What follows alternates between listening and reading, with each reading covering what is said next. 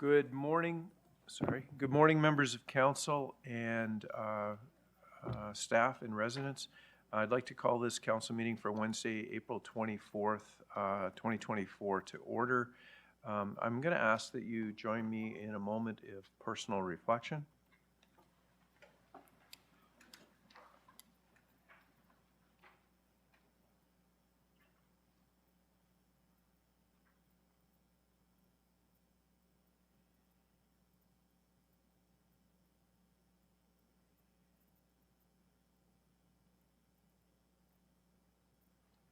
Thank you.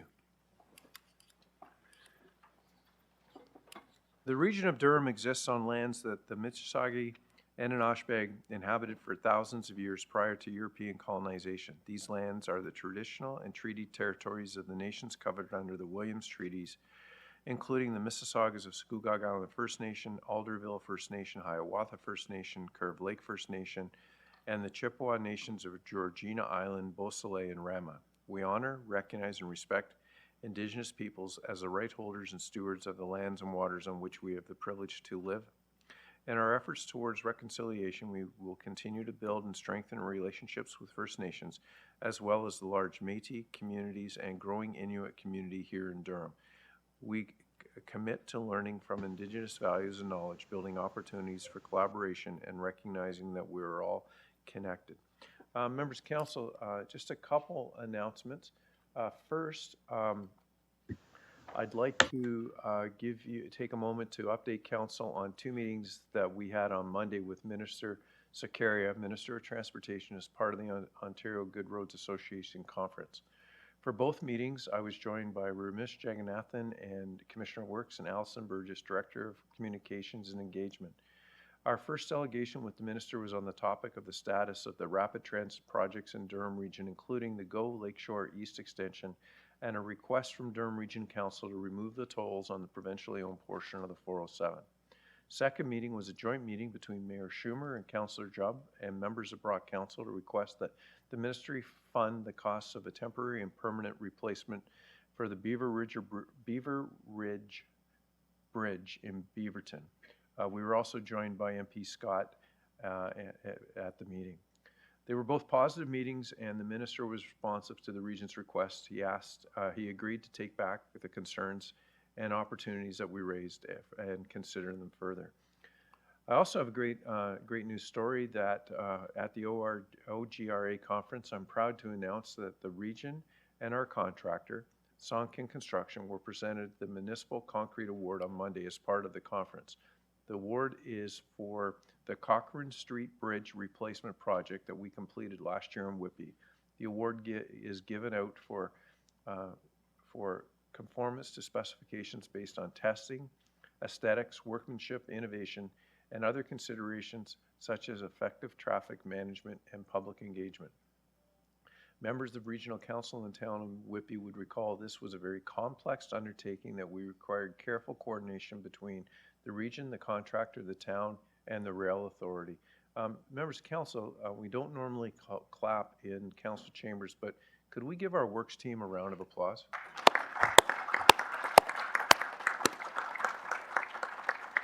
And one more piece of great news. The Sunderland Ringette Association Under 14A team in Brock Township was successful in winning the gold at this year's Ringette Ontario Provincial A Championships that took place in Kitchener on March 14th to 17th.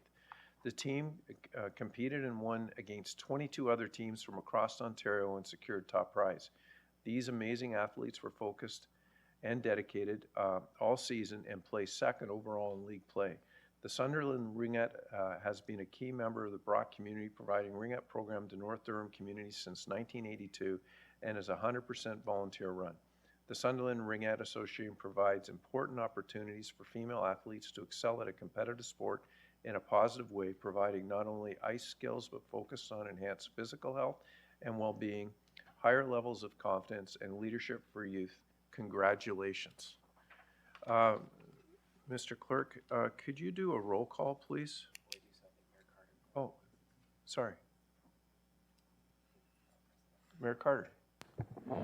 First of all, good morning, Mr. Chair. Just because of the reason that you brought up in regards to great meetings with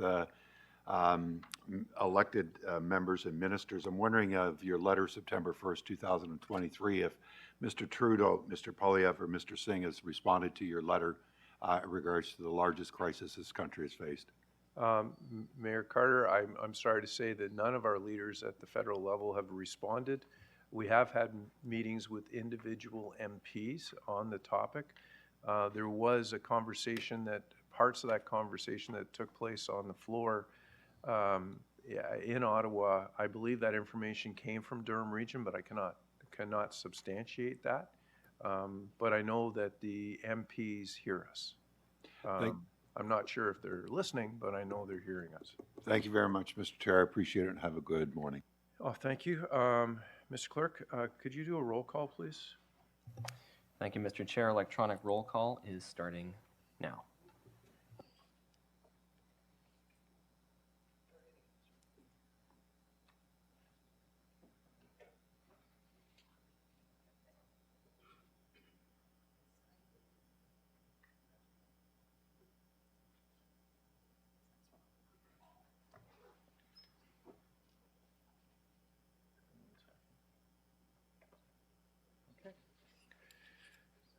All right, we have quorum.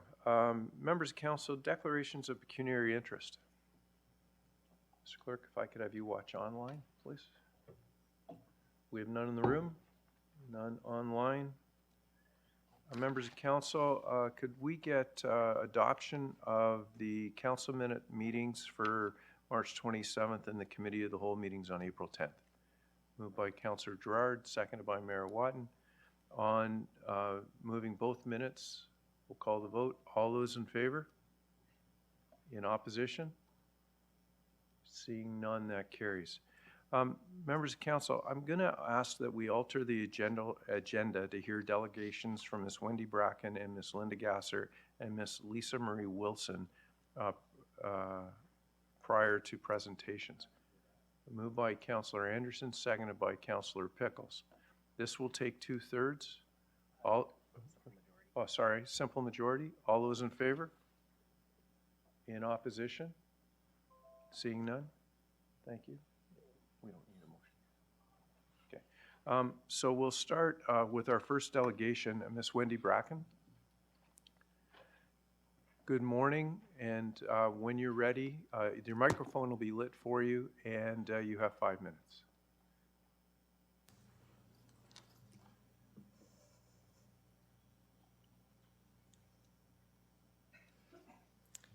Good morning, Council.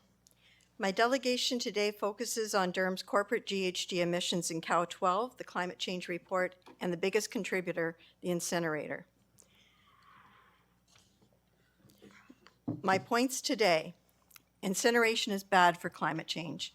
Durham's data show GHG emissions from the incinerator have been increasing, and Durham's climate report only provides a partial picture as it reports only the non-biogenic fraction. Countries around the world are walking back from incineration due to climate and other adverse impacts. Durham should too. Biogenic emissions are released from burning biomass like food, wood, paper, animal waste. Non-biogenic emissions are released from burning the fossil fuel-based fraction, including plastics, synthetics, and solvents.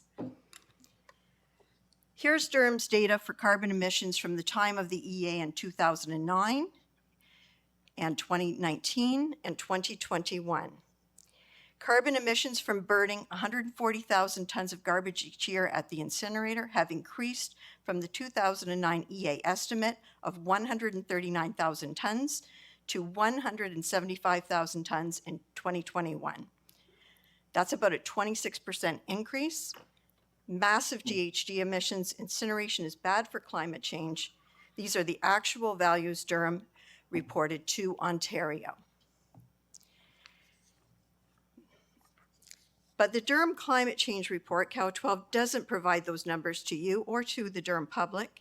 It gives Durham's total corporate emissions as 178,000 tons and shows the incinerator's the greatest contributor at 36%.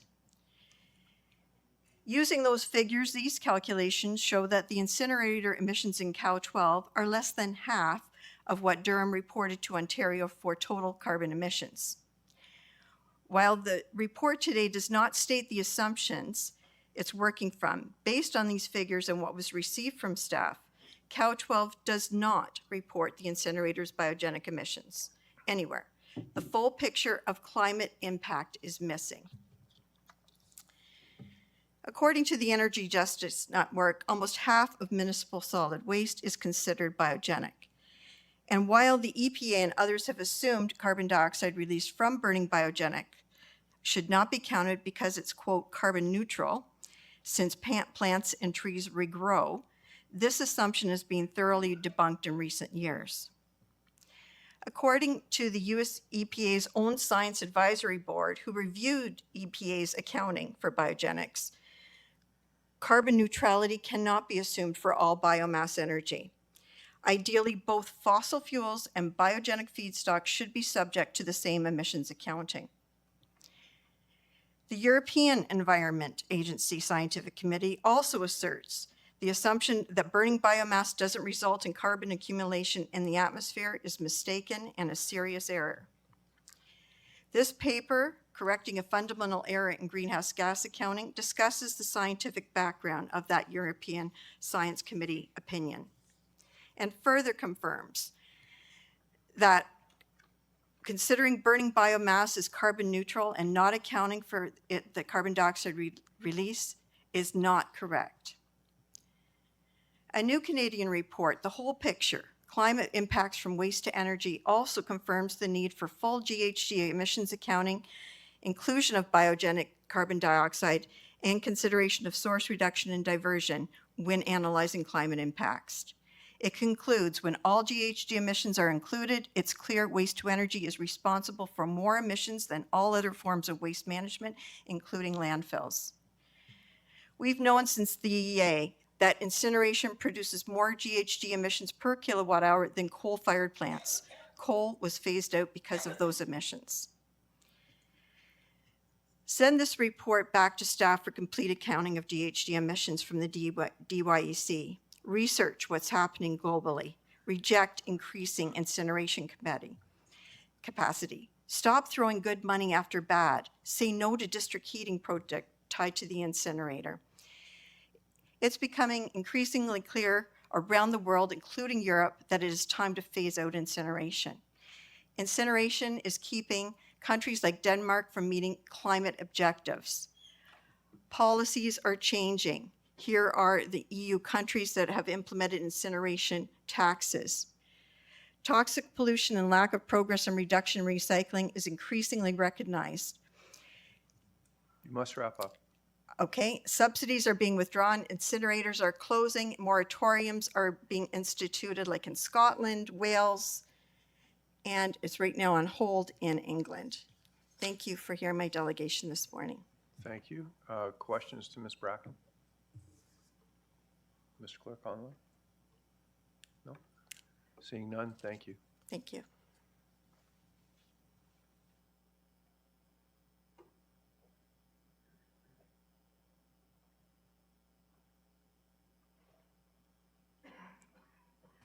Good morning.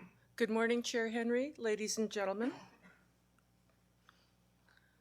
So I'm here today to speak to you about the same report. This slide appeared in a report about 3 years ago, and it's a slide that you should request in every update report that you get. It gives you a visual, and then below that, it gives you the numbers. I call this the iceberg slide. That big purple blob on the right, that is your incinerator, and that is just with the non-biogenic emissions. So this is how the DYEC emissions are depicted in your staff report. That bottom orange portion of the chart, it makes it look that the emissions are relatively constant. The NPRI data, that's the federal data to which these emissions are reported, shows some fluctuations. The Ontario data set, this is a screenshot. It's a very wide table that I can't condense, but this screenshot shows you where I get the data from on my next table. And to Ontario, Durham reports CO2 from non-biomass, CO2 from biomass, and total. And you can see that even with relatively constant tonnage, which with the exception of 2020, when Durham got a one-time amendment to deal with what they said was excess waste due to COVID, you can see that with relatively stable tonnage, the emissions are increasing. So you should ask, why are the incinerators' GHG emissions increasing? Are there more fossil fuel-based materials being burned, like plastics? Is there more natural gas being used? And if so, why? Or what else could be the reason? Who calculates these GHGs, and from what data sources? And how are the biogenic and non-biogenic fractions determined? And who verifies this? Council must require traceable accounting of all GHG data reported, and Council must know and owes the public complete transparency. COW 12 states that the transportation sector continues to be the largest source of GHG emissions overall in Durham. So that's overall, not just corporate. The biggest bang for your buck would be to improve transit, not just from a climate perspective, but also to increase affordability, address the accessibility crises, and improve our air quality. Successive councils have not taken consistent or meaningful actions to reduce Durham GHGs. And if Durham were serious about addressing its largest source of corporate GHGs, which is the incinerator, Council would withdraw the capacity increase request to 160,000 tons. You don't need to burn another 20,000 tons. Total garbage tonnage could be reduced if Works Committee were committed to supporting efforts to address waste at the front end. Spending time and money on district energy that portrays the DYEC, which is your highest source of corporate GHGs, as a low-carbon heat source is ridiculous and wasteful greenwashing. Climate change is a human rights issue. Citizens are taking their governments to court. And to those of you who may be considering a run for regional chair, your records on the incinerator, on budgets, as well as the climate and transit files will be closely monitored. Please know this, if you're a bystander in this era of climate risk, you're not neutral. You're part of the problem. Thank you for your attention. Thank you. Questions? Online? Seeing none, thank you for your delegation. Thank you. Our next delegation is Lisa Marie Wilson. It's Women of Ontario Say No.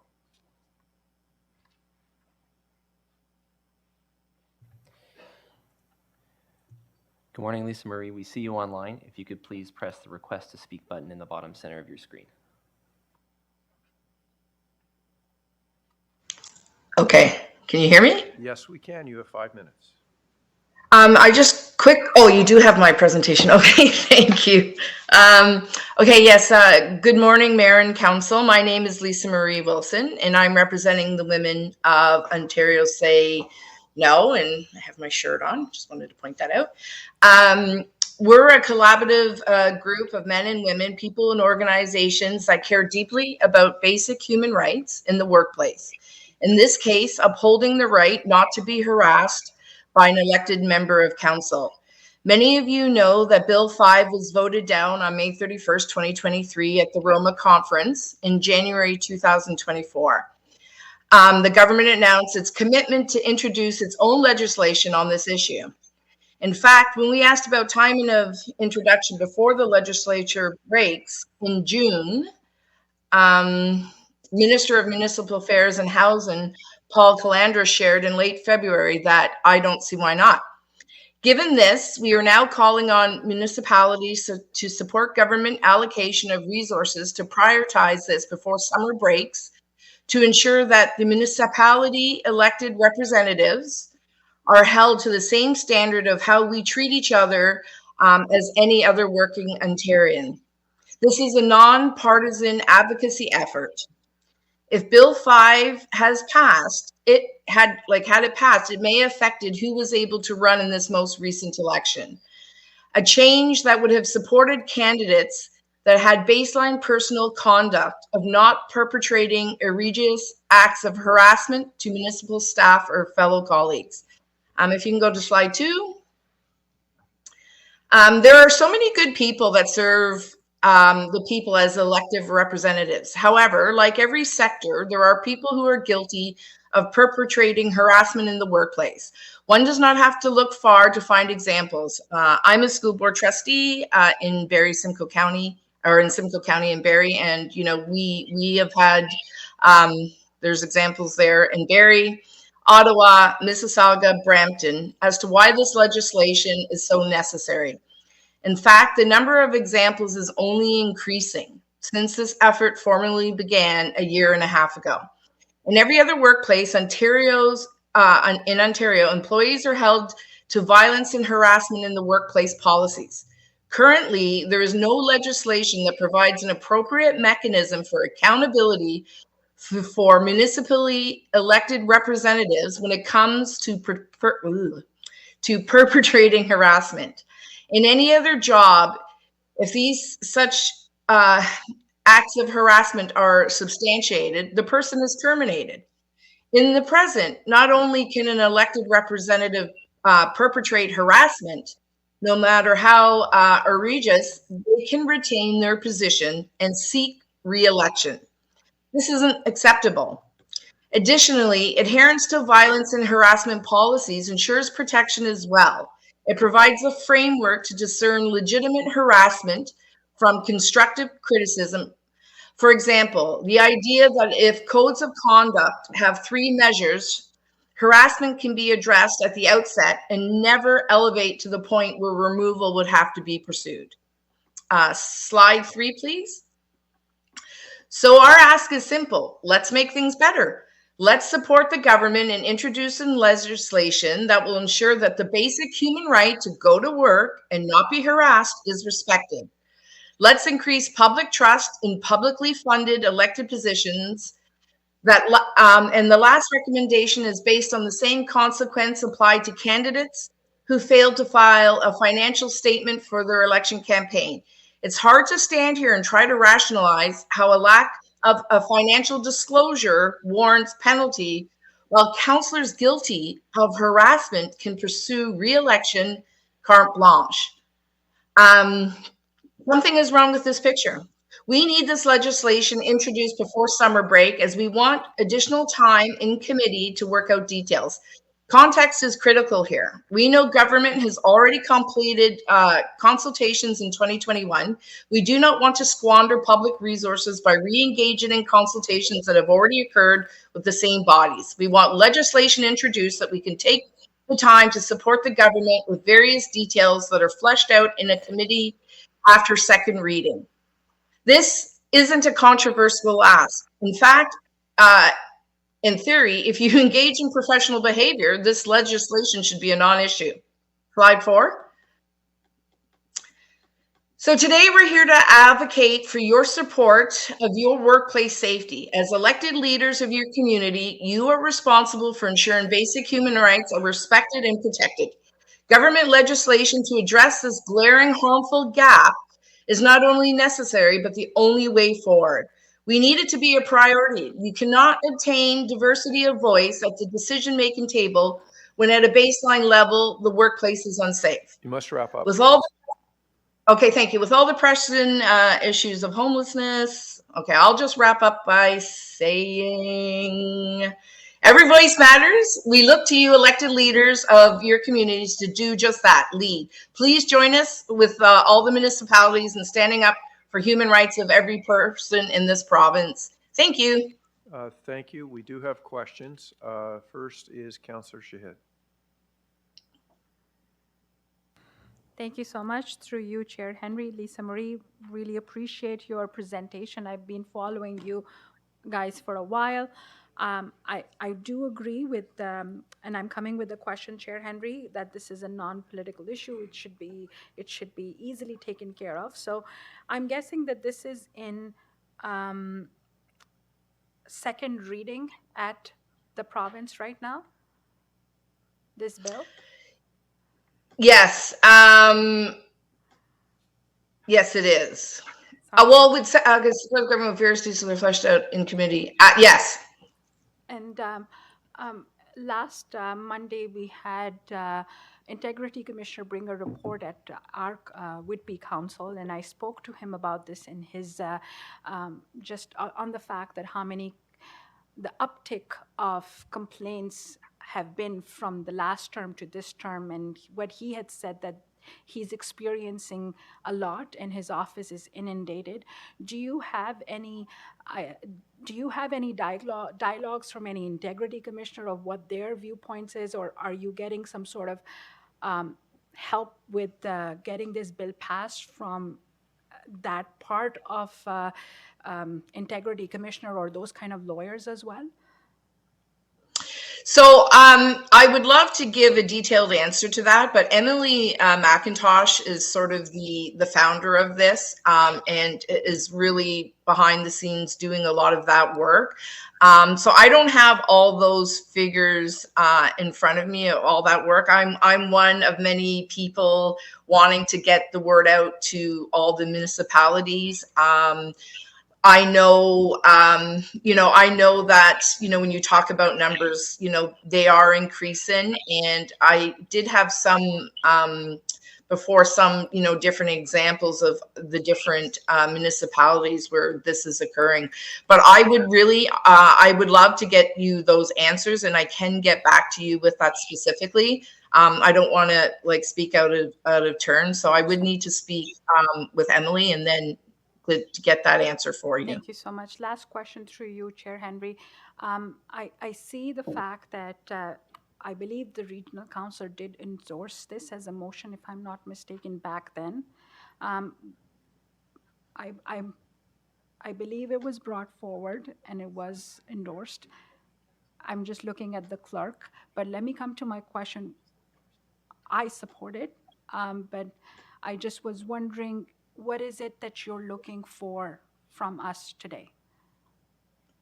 So just once again, just to have that support, there are different municipalities, so we need you to sort of speak up and speak to this when it comes. It initially was turned down, right? And so, although this will be brought again, we just want to show that you're showing your support again, that every municipality is still wanting this to go through and willing to speak to that, to the leaders, to the Prime Minister or Premier. Okay, thank you. Yes, sorry. Premier, yes. That'll be all, Chair Henry. Thank you. Thank you, Councillor Kerr. Thank you, Chair, and through you to Lisa Marie. Just one question of clarification. I wonder if we could go to I think it's the penultimate slide, or if you will, the second last slide, where you had your numbered points.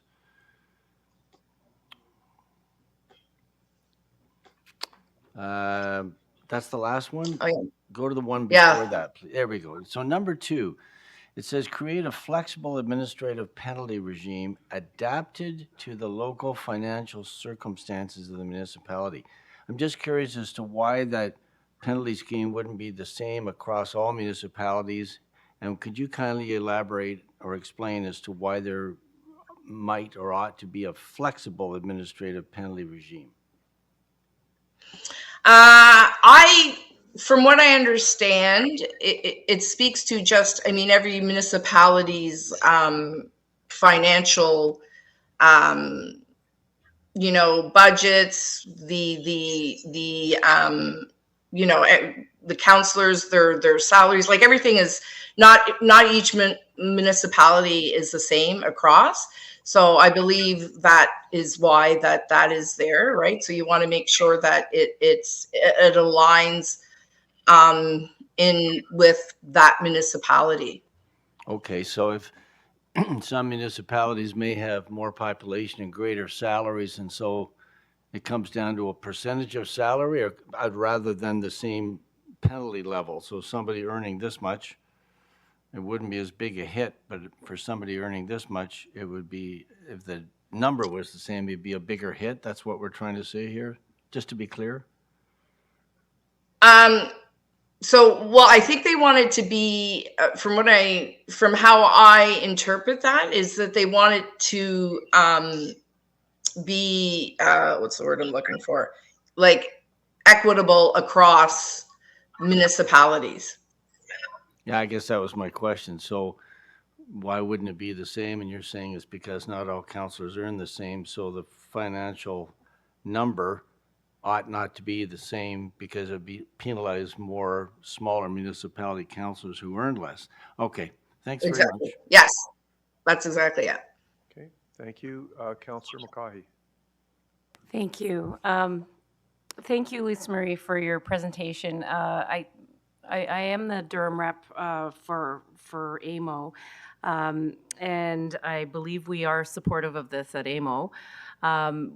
What would you say would be the strongest message that we could be giving to back this when we send our correspondence in? I know the discussion there was largely from especially female representatives that sit at AMO have been expressing the concern over specifically less women running for council in the future, and it's sort of flagged as an issue moving forward. So I'm assuming that would be part of it, but I'm just wondering what your opinion is as far as what the strongest message is that we could provide back. Well, I mean, thank you for asking.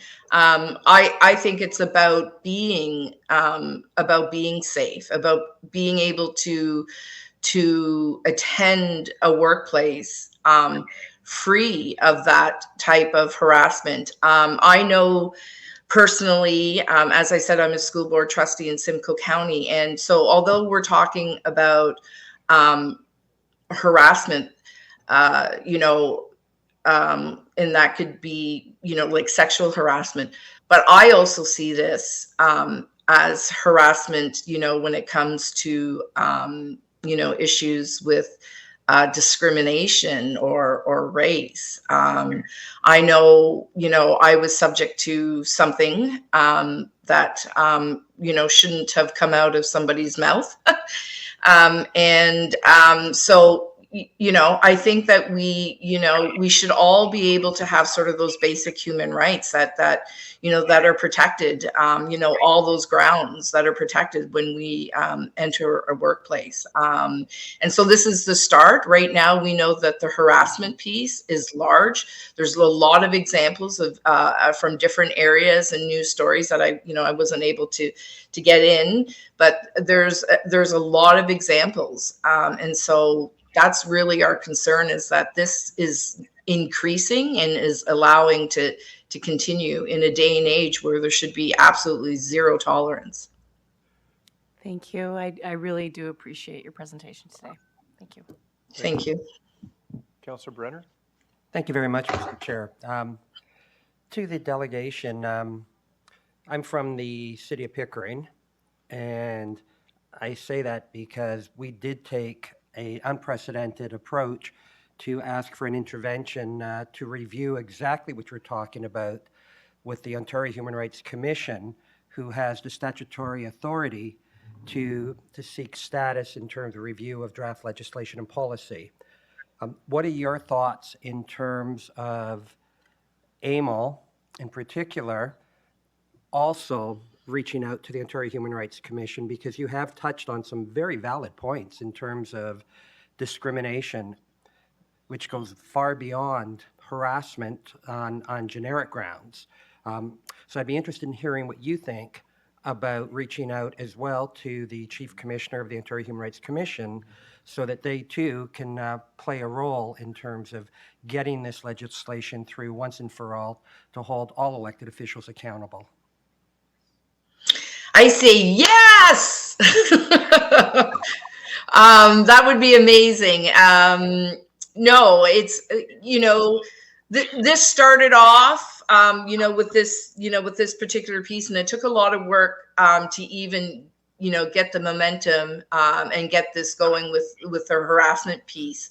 But no, I think it would be of great benefit to do that because it is much larger than that. And, when you think about, when we talk about Ontario workplaces and things like that, there are policies in place as such to protect its employees from all of that. It's harassment, it's discrimination, it's race, like all of it from your sexual orientation, like it's basic human rights. And, as leaders, elected leaders, it's important that they are adhering to the same sort of standards that we put on everybody, in every business and in our elected officials in provincial and federal. So municipally, we need that same type of so that same type of policy guiding, elective officials' behaviors, and there needs to be that accountability,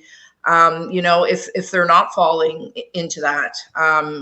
Yeah, I think that's how we ensure that they're representing their constituents fairly, right? I know that if I knew, for instance, somebody was had racist thoughts or had behaved in such a way, I would not vote for that person. If I had that knowledge, that's, and I think that's fair. So I definitely would support that. And I would love to see this expand, definitely to cover all the grounds in our human rights. If you'd like, if you want to contact me offline through the City of Pickering, I'd be happy to steer you to the Chief Commissioner, Ontario Human Rights Commission. And I know you came to ask for regional support and leadership. I'm asking for your support and the leadership of AMO and other municipalities to enshrine this human rights into code of conduct. Thank you. Thank you, Mr. Absolutely. Chairman. Thank you. Councillor Crawford, you were on my screen and then now you're off my screen. Okay, thank you. That ends the requests for questions. So thank you very much for joining us this morning. Okay, thank you for having me. Members of council, we're back on to presentations. Our presentation 5.1 will be Ian McVeigh, Manager of Sustainability, re the December 23rd Ontario Energy Board decision. Good morning. Oh, just give it a second. Okay, go ahead, please.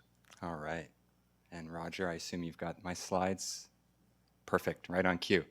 All right, good morning, Chair Henry, members of Regional Council. Happy to be here this morning to give you a summary of the report we have on the agenda, 2024-A7, which provides staff analysis of the OEB Enbridge rate basing decision, as well as Bill 165, the Ontario Government Bill 165. The reason for a presentation is, of course, it's a very complex decision, and there have been a lot of misconceptions, I think, within the community, some aspects, some sectors around its implications. So I just wanted to provide a bit of an overview of it to help council in its decision making. If you recall, this matter was referred to staff at the last council meeting following a notice of motion that was moved by Councillor Leahy, following Whitby Council's adoption of a motion in support of the OEB decision earlier in May. Just to note, the comment period for Bill 165 is closed, and so hence the recommendation on the report is for Council to direct staff to participate in a future rate hearing when one is called, which would be the sort of the next step in the process at the provincial level. So just to start with some context, and I know this isn't news to most of you here, but we know that natural gas is a major source of greenhouse gas emissions in Durham, mainly used for home and building heating, space heating, water heating. Durham's low carbon pathway calls for retrofits of existing buildings, existing homes, including fuel switching from natural gas to electricity and other low carbon heating sources, as well as new construction, new development, meeting higher levels of energy performance and low carbon. All of these directions are supported by Regional Council direction, which was further reinforced by Council's decision on the land needs assessment. If you recall, in May 2022, the land needs scenario 2A was endorsed, including settlement area expansions. As part of that motion, the Council's direction was that the new development in these new settlement areas should be served by low carbon heating, whether at the building, home, or at the district scale. So an energy transition is underway, both here as well as around the world. At the international level, of course, we have the Paris Agreement signed by 196 countries. I think the only ones that haven't signed are countries like Yemen, Libya. We are one of those countries, and are together with others have net zero pledges that represent more than 90% of global gross domestic product. At the provincial level, we have a commitment for greenhouse gas emission reductions that you can see there, as well as documented plans, and this is from the current government, for a clean energy future that's characterized by electrification and energy efficiency. I already spoke about policy directions from councils at the regional and local level, so I'll skip over that. So all of that to say, these policy directions do lead to questions about the future of gas in Ontario. And this chart here is we pulled from a report that came out of New York State that asked this similar question. And it does a really good job of illustrating some of the risks that were highlighted within the OEB decision, which I'll get back to. I mean, the basic gist here is that we're seeing growing competition from non-fossil alternatives, heat pumps, district energy, et cetera, which it will be putting downward pressure on fossil methane gas consumption, as well as potentially, and we're seeing this, as well as downward pressure on the number of ratepayers on the gas distribution system. The electric technologies are improving, cold climate heat pumps, et cetera. Consumer preferences are changing, and policy measures are encouraging ratepayers to reduce or eliminate their reliance on the gas system. So if we leave this situation unmanaged, I'm sure, as you can see, the declining gas consumption, declining ratepayer counts will concentrate system costs on a dwindling number of consumers. And as the gas distribution system ages, those costs will increase, costs for replacement, maintenance as well. And again, those with a dwindling ratepayer account, you'll see gas costs and gas rates rising, which will place a particular burden on low-income consumers who are least able to invest in the sorts of technologies that will enable fuel switching. So again, leads to some important questions about new natural gas connections, about expanding the footprint of the gas grid, particularly in new residential subdivisions, which might serve to exacerbate the stranded asset risk. So that's sort of the context for the rate rebasing application that came forward through the OEB in late 2022 and took more than a year of deliberation. It is focused on residential and small commercial new natural gas connections, mainly residential subdivisions. The decision does not impact agricultural or industrial gas connections. So that's a different rate class that is not accounted for here. It also doesn't impact the natural gas expansion program that's funding expansions in places like Uxbridge, Scugog as well. So just important to keep those points in mind. This was the first rate rebasing application in 10 years and the first to be considered by the OEB in the context of this energy transition that I laid out. Enbridge's proposal called for significant and increased capital spending to expand its natural gas infrastructure based on a demand forecast that in the OEB's view showed a small impact from the energy transition.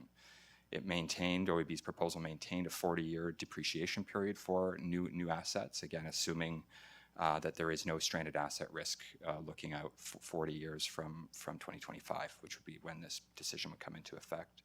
So if approved, this decision this capital expansion would be added to the Enbridge rate base, asset base on which it earns a regulated rate of return through rates paid by all customers, all residential customers within the Enbridge service territory.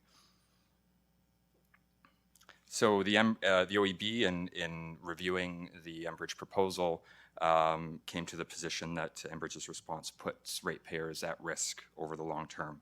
The proposed increase in investments for fixed cost pipeline infrastructure could create a risk of an overbuilt and underutilized gas system that creates these stranded asset risks. New gas customers face the risk of that underused gas system and associated stranded asset costs, which could again drive up rates and help to drive more consumers away from the gas grid. So in light of that, the OEB decided that the current practice of providing no upfront cost gas connections to, in this case, home builders, shifts that stranded asset risk to the homeowners and to future natural gas consumers. And they, in their view, that was no longer appropriate in terms of the public interest.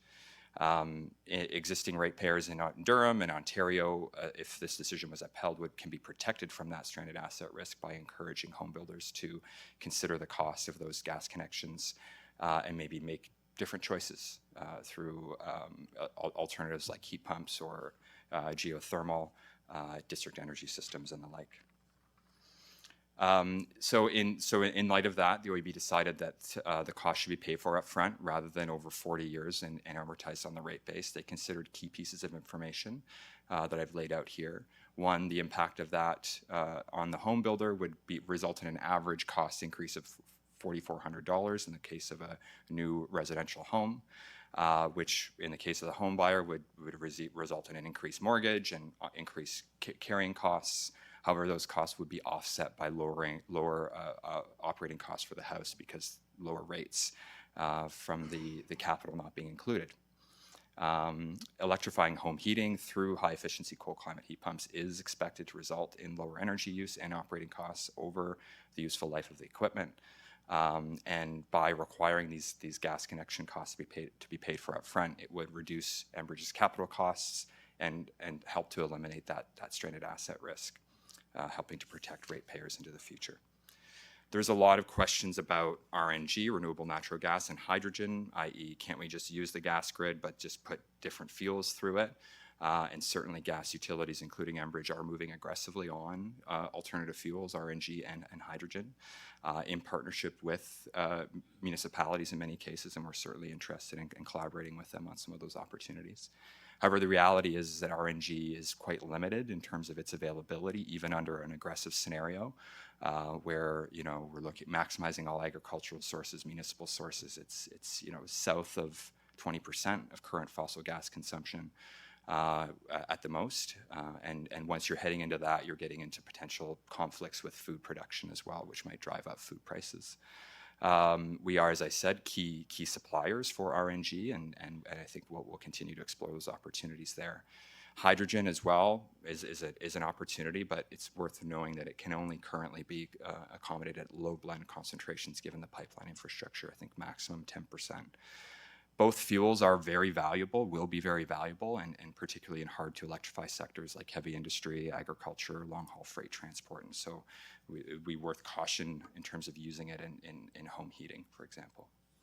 So that leads to my final slide, staff analysis, just some key points here. The OEB's decision is consistent with Regional Council direction as reflected in our low carbon pathway, the emergency declaration, and Envision Durham with the land need scenario. It aligns with an affordability agenda, particularly for existing residential gas ratepayers, and incentivizes developers to consider those alternatives that will be more cost effective over time. As I mentioned, I just want to reiterate, this is the key point. The stranded asset risk is significant here, and if unmanaged, will lead to cost escalation for all customers, and in particular, those least able to bear it, least able to invest in the alternatives. There we go. I hope that helps clarify what is definitely a very complex and far-reaching decision.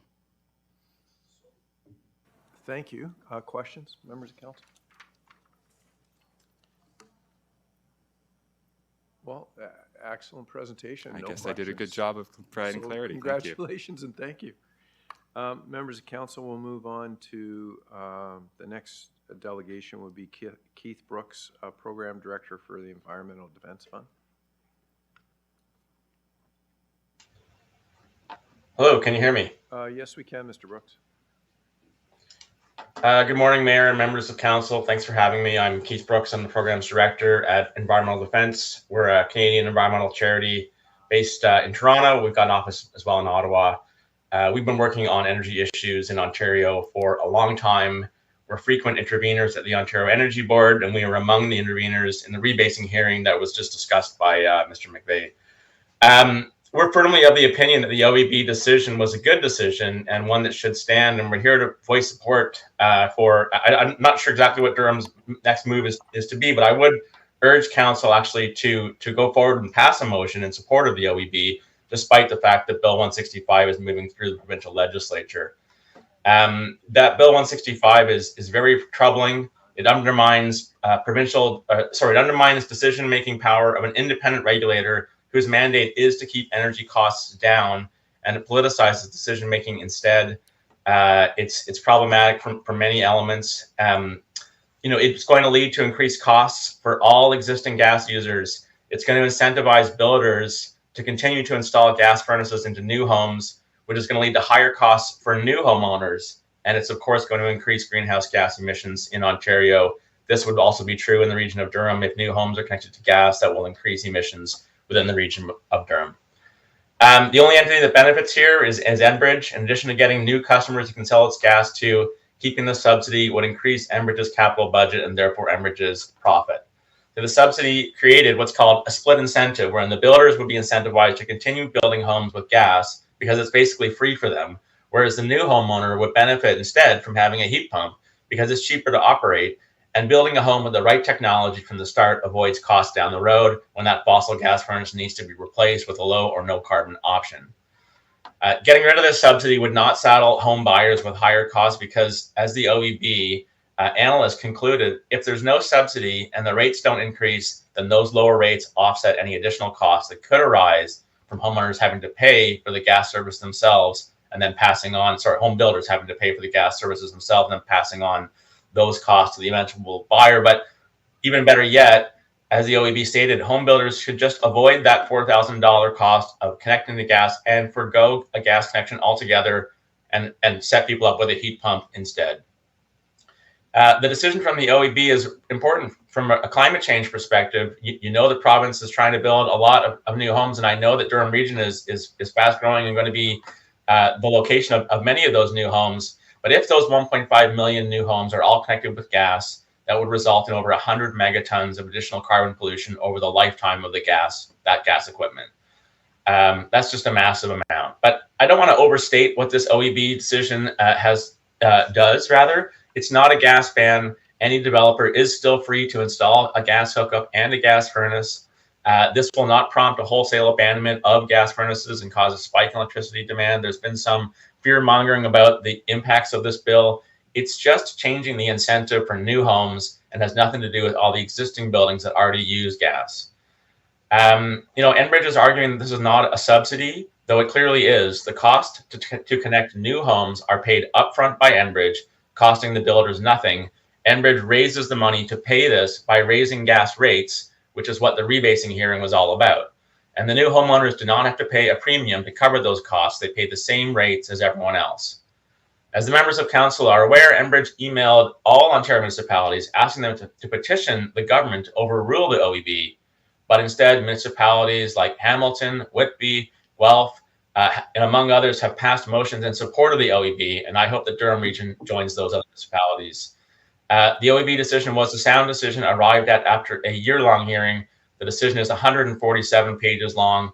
It's a thorough hearing of the matters at hand, which led to the realization that an energy transition is afoot, new technologies have emerged, and home builders should consider that when building new homes, because there is a push to decarbonize our economy, which everyone needs to participate in. And in addition to being low carbon, heat pumps are superior technologies that are simply better and less costly to operate. Thank you for the opportunity to speak with you this morning. Thank you. Members of council, questions? Mr. Clerk, online? Seeing none, thank you for your presentation. Thank you. Members of council, item 6.4 has been withdrawn. We'll move down. We have two additional delegations to speak on the OEB report. First is Christine Dremy.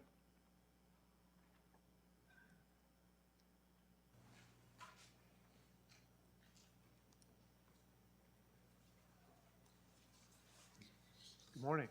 Good morning, Chair Henry and regional councilors. I'm Christine Dremy, and I've been a Whitby resident and an Enbridge customer since 1984. Over the years, my household has made successful efforts to reduce our fossil fuel consumption, improving our insulation, purchasing hybrid vehicles and high-efficiency appliances, replacing windows and doors. While working at the region, I often biked to work long before it was trendy. I appreciate the region's commitments on climate change by declaring a climate emergency and creating and implementing mitigation, adaptation, and community energy plans. I am also glad that Whitby has an evolving climate emergency response plan with actions like green development standards. We can be proud of these local efforts to address a global issue. I also want to thank regional staff for Report 2024A7. It is a concise, digestible summary of the very long process, cumulative evidence, and accounting logic that the OEB used to arrive at their decision. Not an easy task, so well done, folks. The Ontario Energy Board is a provincial regulatory body whose primary mandate is consumer protection to ensure a safe, reliable, affordable energy supply in the public interest. The OEB review is a jargon-heavy, hard-nosed financial analysis of the impact on ratepayers and the stability of the energy utility. Environmental costs or benefits are not really discussed, but the broader policy context of reducing fossil fuel is recognized. After considering all the evidence, intervener input, and expert advice, the OEB determined that Enbridge's rate rebasing proposal overestimated the future demand for gas heating. They concluded that amortizing the cost of extending gas infrastructure on user rates for the next 40 years was not rational and would lead to an overbuilt, underutilized gas system in the face of the energy transition, all of which Ian has told you about. The OEB decided instead that growth should pay for growth, upfront, an infrastructure funding approach that is very familiar to you. The current provincial government seems to be opposing this approach at every turn, changing legislation to shift infrastructure costs from developers to the property tax base, or in this case, the user base.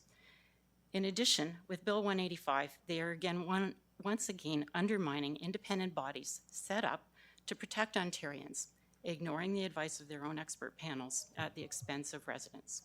Next slide, please. The province claims Bill 185 is about affordability, but for whom? Abiding by the OEB decision has the potential to improve affordability for most of us. Those of us who haven't yet been able to convert from gas will save about $600 over the next 5 years. As mentioned by the previous speaker, the developers and builders could simply avoid the $4,400 per unit charge of connecting to the gas by making their new subdivisions all electric. The fully electric households will enjoy long-term lower operating costs. If fewer new gas-fueled homes are built, we will avoid expensive retrofits later, and there will be no future cost to safely disconnect these homes from the gas infrastructure. Next slide, please. So I urge you to support the OEB decision today for sound economic and environmental reasons. The OEB decision aligns with the region's growth pace for growth approach and avoids overbuilding the system. It would level the playing field with the way electrical infrastructure is funded upfront by the developer. It could streamline servicing requirements in new urban areas if no gas pipeline has to be installed, and means we have one less thing to worry about when digging up roads and property. It will prevent higher costs to current gas rate payers, which is especially important for the lower income households who don't have the capacity to switch to heat pumps at this time. Besides the lower operating costs, all electric households will benefit from better health and safety in a home without methane. Many municipalities, and for that matter, the province, are part owners of electrical utilities, and most of them have GHG reduction targets. So why support expansion of gas infrastructure when we have better, cheaper electrical options? Supporting the OEB decision will help the region reduce GHG emissions and achieve our climate goals. Let's build new parts of our community in ways that will help us tackle the climate emergency. Let's not shoot ourselves in the foot by perpetuating our dependence on fossil fuels. This is an urgent action. Supporting the OEB's decision made for purely economic reasons, it will also be a significant step in protecting our planet. It may not be easy being green in Ontario these days, but it is absolutely necessary for our future. Thank you for your attention. Well done. 3 seconds to spare. Congratulations. Members of council, questions? Seeing none. Mr. Clerk, online? Seeing none. Thank you for your presentation. It's good to see you again. Our next delegation is Alyssa Skanga.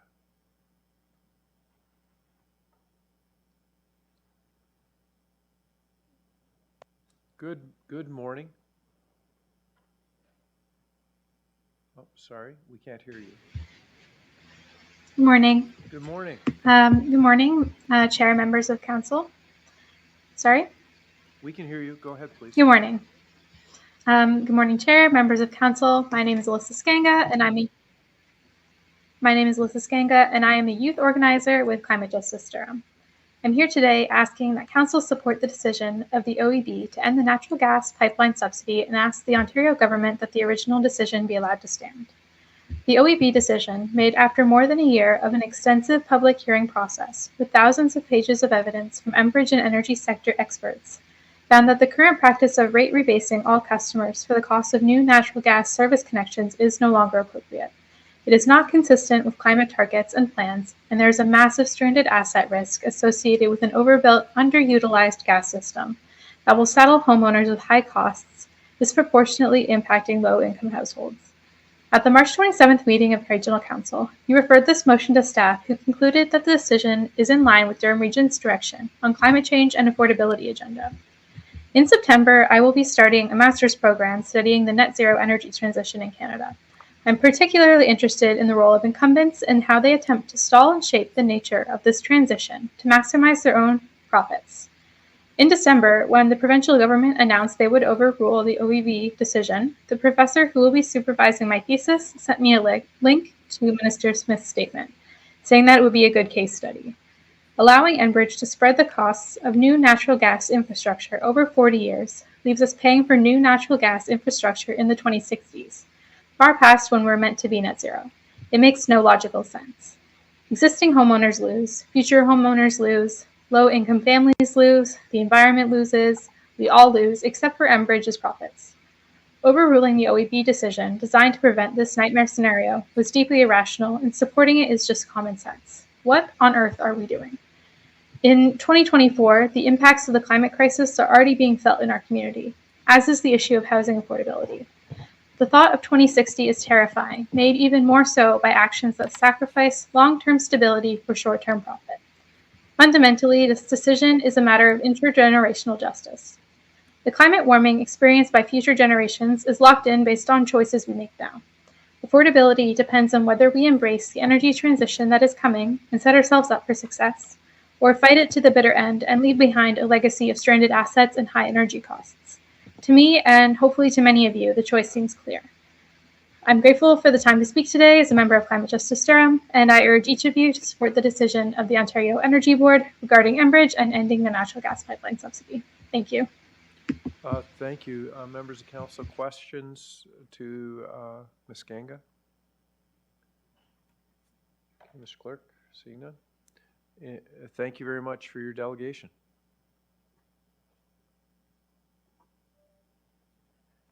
Members of council, will move on to the next item, which would be in your corporate communications tab, item 7.1, CC10 correspondence from our clerk, Alexander Harris, Director of Legislative Services, on the joint nomination of a candidate to the Source Protection Committee.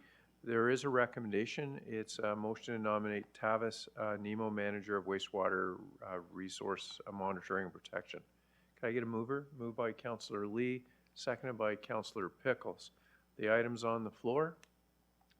Seeing no hands and nothing in the chat box, so we'll call the vote, Mr. Clerk. All those in favor? In opposition? Seeing none, that carries. Item 7.2, CC 11 memorandum dated April 24th from Nancy Taylor, Commissioner of Finance, updates to the regional surety bond acceptance policy. Could I get a mover on the recommendation to adopt recommendations A and B contained in CC 11? Moved by Councillor Brenner, seconded by Mayor Foster. The item is now on the floor. Mr. Clerk, I see no one online and no hands up here, so in that case, we'll call the vote. All those in favor? In opposition? Seeing none, that also carries. Next, we'll go on to reports related to delegation presentations. Report number 2024-A-7. It was under a separate cover. It's the and the recommendation is there. On the recommendation, could I get a mover, please? Moved by Mayor Foster, seconded by Councillor Wu, that the recommendation be adopted. Questions? Mayor Barton? Thank you very much, Mr. Chair.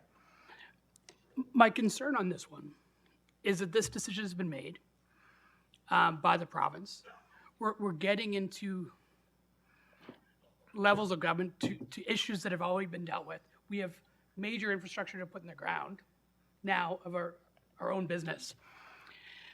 I just think we've already relayed our opinions on this. I think we should have a motion to receive. So I would give you an amendment to do a motion to receive.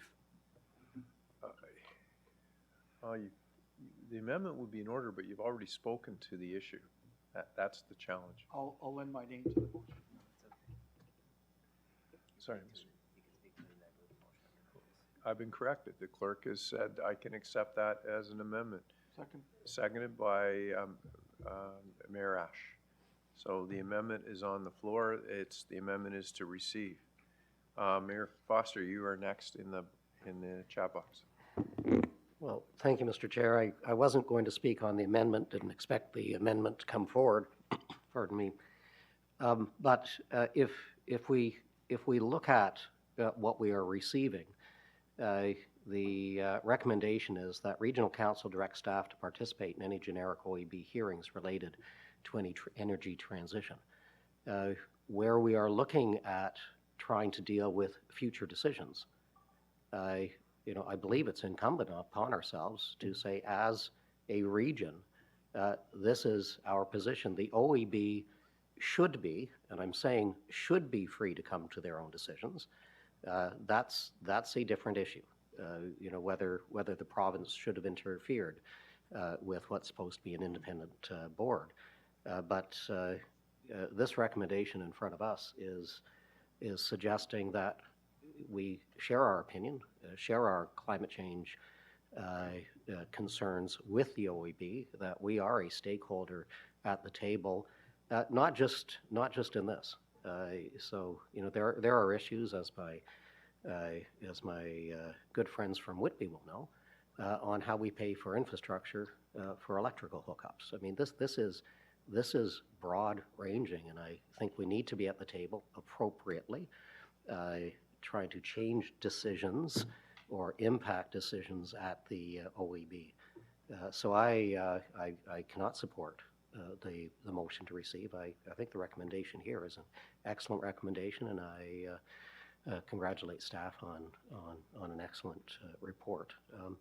Mr. Chair, if we could have a recorded vote on the amendment, please. Recorded vote on the amendment at appropriate time, Mr. Clerk. Councillor Lee? Thank you, Chair. Just very quickly, I also agree with Mayor Foster in that I think we should be endorsing this position.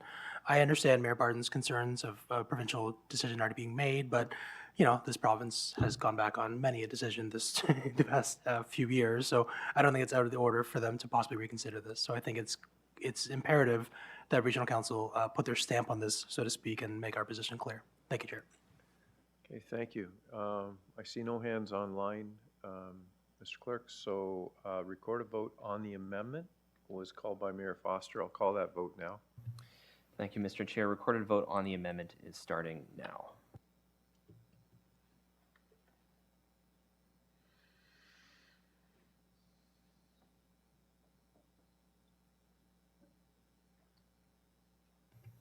Looking for Mayor Collier online. Thank you.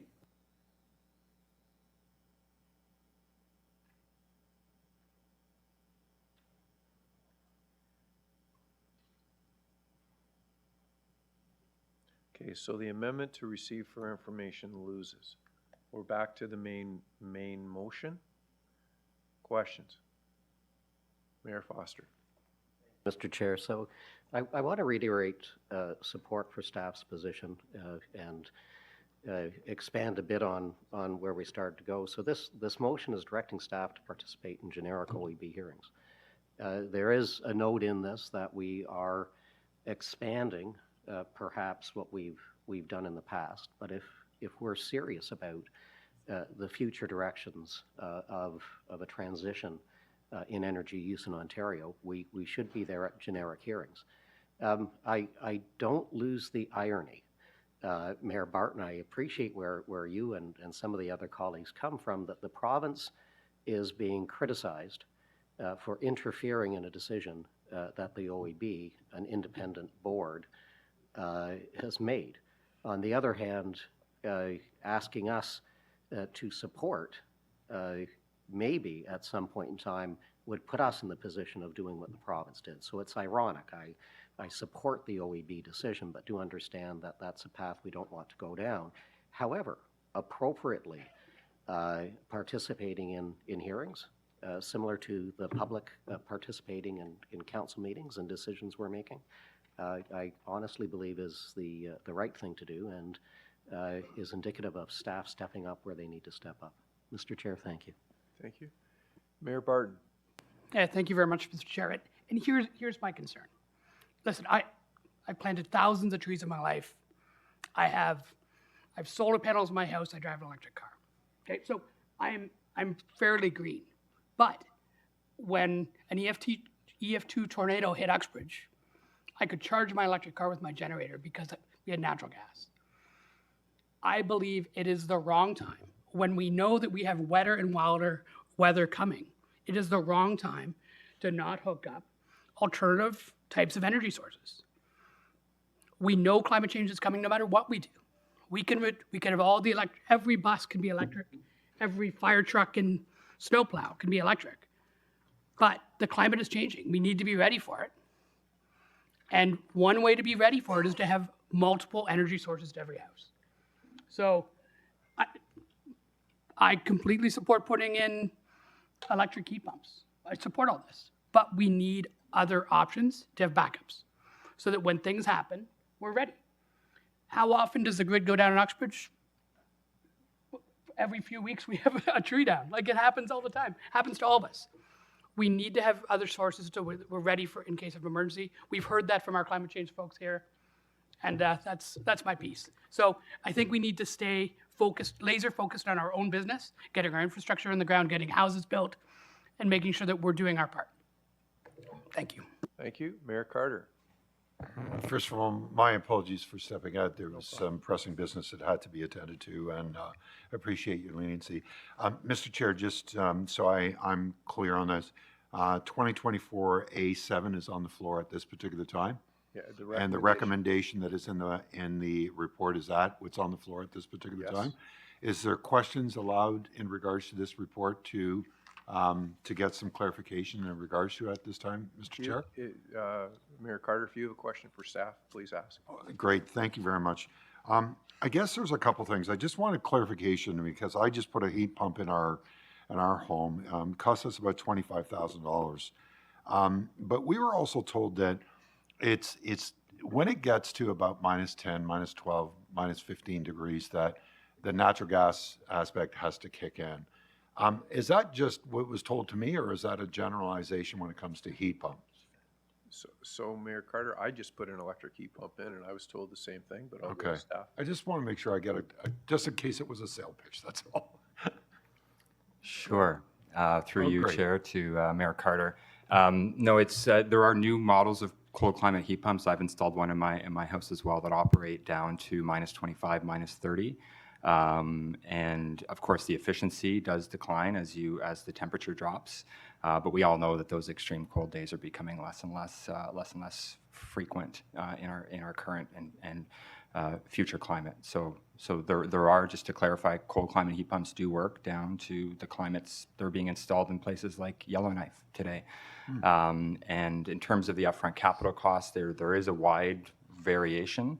We have a lot of empirical data through our Durham Greener Homes program, where again we are supporting heat pump installations. Costs range from $10,000 up to, as you say, potentially $20,000.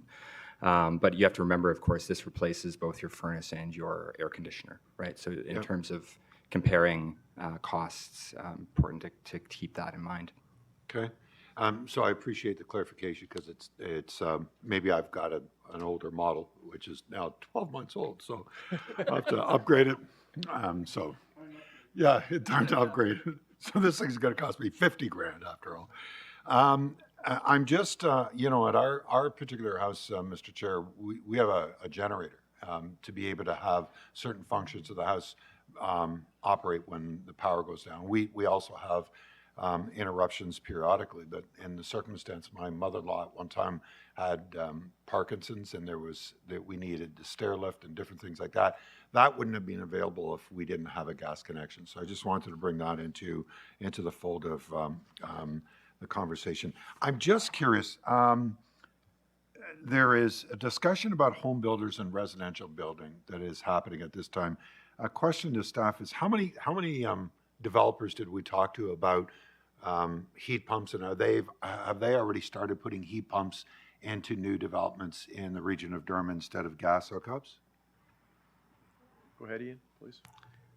Right, through the chair to you, Mayor Carter, we are engaging, I'd say almost on a monthly basis, with the Durham Region Home Builders Association and their members. In fact, I'll be attending their Awards of Excellence event tomorrow, so looking forward to that. Get somebody to test the food first, though, just so. All right. Sorry, go ahead, I interrupted, my apologies. And so, yes, so we are working with them to, share latest information about new technologies, including heat pumps. And I can say that a number of the leading builders, I think Mattamy in particular is, moving, like this is their standard build now is going to be either air source heat pump or geothermal. Brookfield, similar, Minto. So this is not, for them, this is not new, strange, different. Okay. And particularly when you're looking at like a residential tract scale development, the ability to sort of volume bulk buy and amortize those costs becomes a lot easier. Okay. So we've determined through the National Building Code that the incremental costs to achieve higher levels of energy performance through heat pumps and higher insulation could be about $10,000 to $20,000 per unit.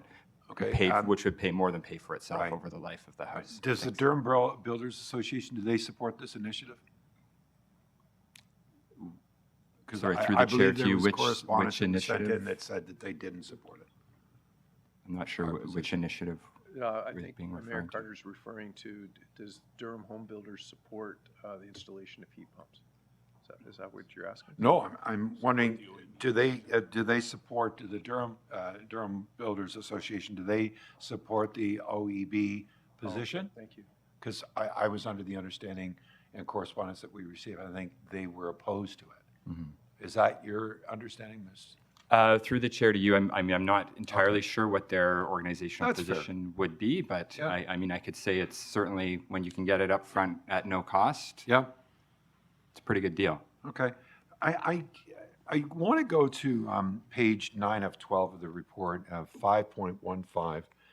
Under the OEB Act, a utility cannot use ratepayer funds to subsidize the cost of building infrastructure unless the infrastructure is expected to generate significant revenue to cover its own cost. So I'm just wondering about that. So the debt servicing charge that we are charged on electricity, I'm going to presume that that would fall under that category. And has the electricity industry been able to justify and show that it has generated enough revenue to cover the debt servicing charges? And if so, why are we paying a debt servicing charge? I'm just wondering. Mr. McVeigh? Sure. Through the chair to you, the debt servicing charge really relates to provincial generation assets, think nuclear plants, large-scale assets, Yep. not to the electricity distribution system and the infrastructure there, which is, Right. again, comparing apples to apples, that's what we're... But we're talking about natural gas that is available across the country, and we're talking about electricity also. So we are talking about apples and apples, are we not? Well, but again, just sort of dividing distribution from transmission and generation. The decision here is related to gas distribution infrastructure. Yeah. And when we're talking about the debt servicing charge on electricity, that's related to electricity generation, right? So Okay. it's All just, it's a different level of the energy system. Yeah. And just to sort of, in terms of comparing apples to apples, the electricity distributors, when making a rate case, determine whether it's economical over a 20-year time frame, i.e. they need to Okay. determine that they're able to recoup their costs over 20 years. Gas, it's currently 40 years. OEB decided for gas it should be 0. They could have decided 10, 20, right? So Okay. there was a range of options, and that might be where this ends up, Okay. in terms of meeting somewhere in the middle Yeah. at the end of the day. That's to be determined through the OEB hearings. Mr. Chair, I appreciate getting the opportunity to ask those questions. But I'll be honest with you. I like the remarks that Mayor Barton had made, and I agree with him. He is very much committed in regards to the environment, as and I think most members in this community, council chambers in our community are. But there's a couple things that worry me.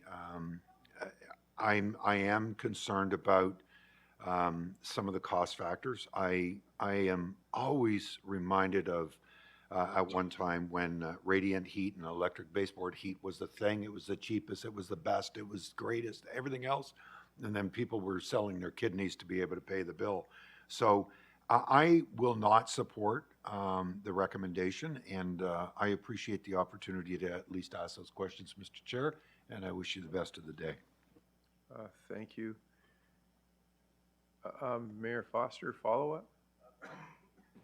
If you have no other speakers, I think as I move that, I get to wrap up. There are no other speakers on the list, so Okay, go ahead. thank you. So a couple of things. Again, I'm going to bring council's attention to the recommendation.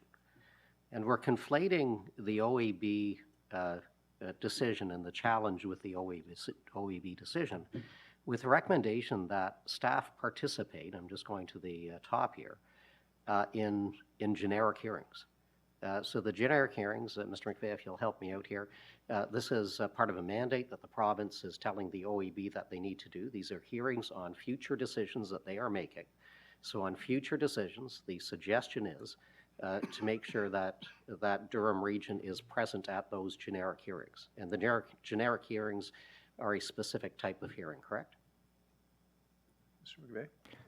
Yes, through the chair to you, Mayor Foster, that is correct. And in particular, in this case, the generic hearing would be focused on evidence to determine the appropriate revenue horizon. 40 years, 0 years, 20 years, somewhere in between. Well, and more broadly, again, you speak, so this isn't saying don't allow gas hookups. I mean, there is nothing in this, nor anything in the OEB decision, which is being conflated with this, suggesting that gas not be made available to people. Correct? It's Yes, just through the mayor providing- to you, Mayor Foster, this is really just trying to shift the economic incentives, particularly for new home development, so that the home builders have an economic incentive to consider alternatives. But I'm going to roll back to the recommendation that you've put in here. These are generic hearings. We don't know what those hearings may be. So again, I'm going to look at my friends in Whitby, how we are paying for the infrastructure required to connect houses to electricity. Because I can tell you, we haven't dealt with that. No electricity, so I know gas is problematic, and I agree with many of the things that have been said. But if the capital is not available and the appropriate tools aren't in place, which is part of what the OEB does, to connect houses, you're not building houses. So I just worry that, again, we're conflating one decision with what this report is telling us to do, which is saying, staff, please participate in OEB hearings, and please bring forward Durham Region's opinion on these hearings, such that the OEB is at least hearing what Durham Region's policies and stances are. They may agree with them, they may disagree with them, but at least we're having a voice at those hearings. Mr. Chair, thank you. Okay, Mr. Clerk, that exhausts my list. I didn't see a recorded vote for this. Okay, so now I have a recorded vote for Mayor Ash. Mr. Clerk, I'll call that vote now. Thank you, Mr. Chair. Recorded vote on the main motion starting now.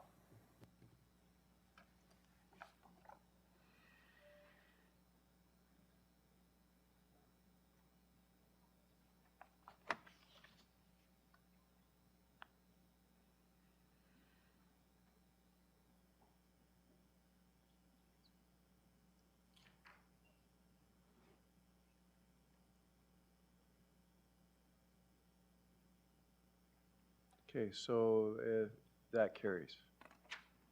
Okay, members of council, next is committee reports. May I suggest we take a 10-minute recess? Moved by Councillor Lee, seconded by Mayor Carter. I will say 15 minutes, so we'll recess till 11:15. On a recess, all those in favor? In opposition? Seeing none, Mr. Clerk, we're now in recess till 11:15.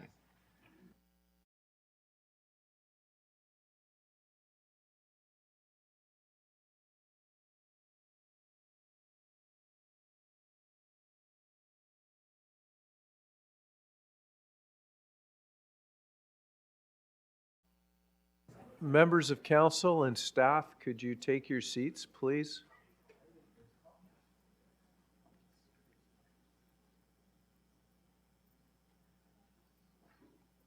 Mr. Clerk, I'm going to ask you to conduct a roll call, please. Thank you, Mr. Chair. Electronic roll call is starting now.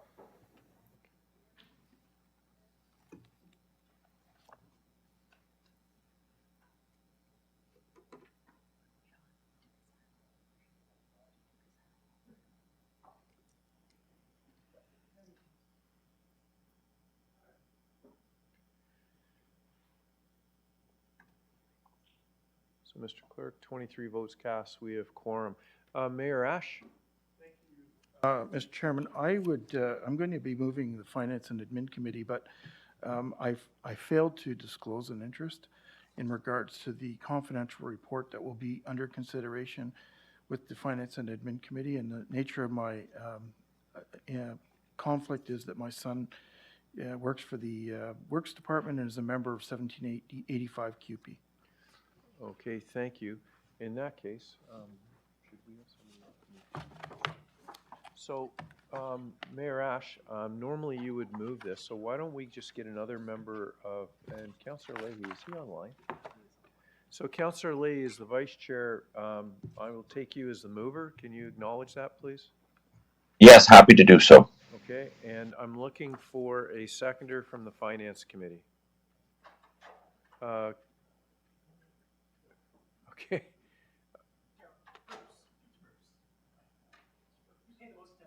Bruce, Councillor Gerard, you're on Finance, so we'll take you as the seconder. But, okay. That recommendations on items 1 to 6 inclusive report number 3 of the Finance and Administration Committee be adopted. Items to be pulled. 6 for a recorded vote. Okay. All right, on items 1 to 5, all those in favor? In opposition? Seeing none, that carries. I'll call for the recorded vote on item 6. It's on the floor. Is there anyone wishing to go into closed session on this item? Okay. Seeing none, Mr. Clerk, I'll call for the recorded vote to honor Councilor or Mayor Ash's conflict. Thank you, Mr. Chair. Recorded vote is starting now.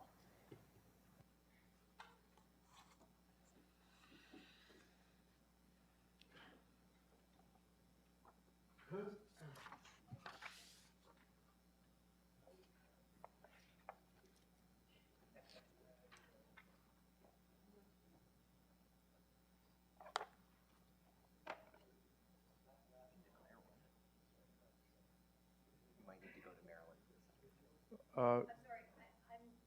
I don't want to do anything wrong, but my son works for this,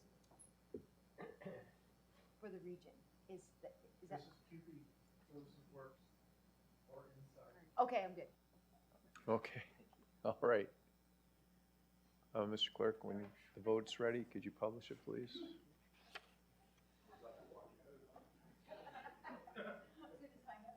Okay, so that carries. Members of council, we'll move on to Health and Social Services. Is Mayor Roy on? Mayor Roy is there, so thank you. Moved by Mayor Roy, seconded by Councillor Dye, is that the recommendations in item 1 of report number 3 of the Health and Social Services Committee be adopted.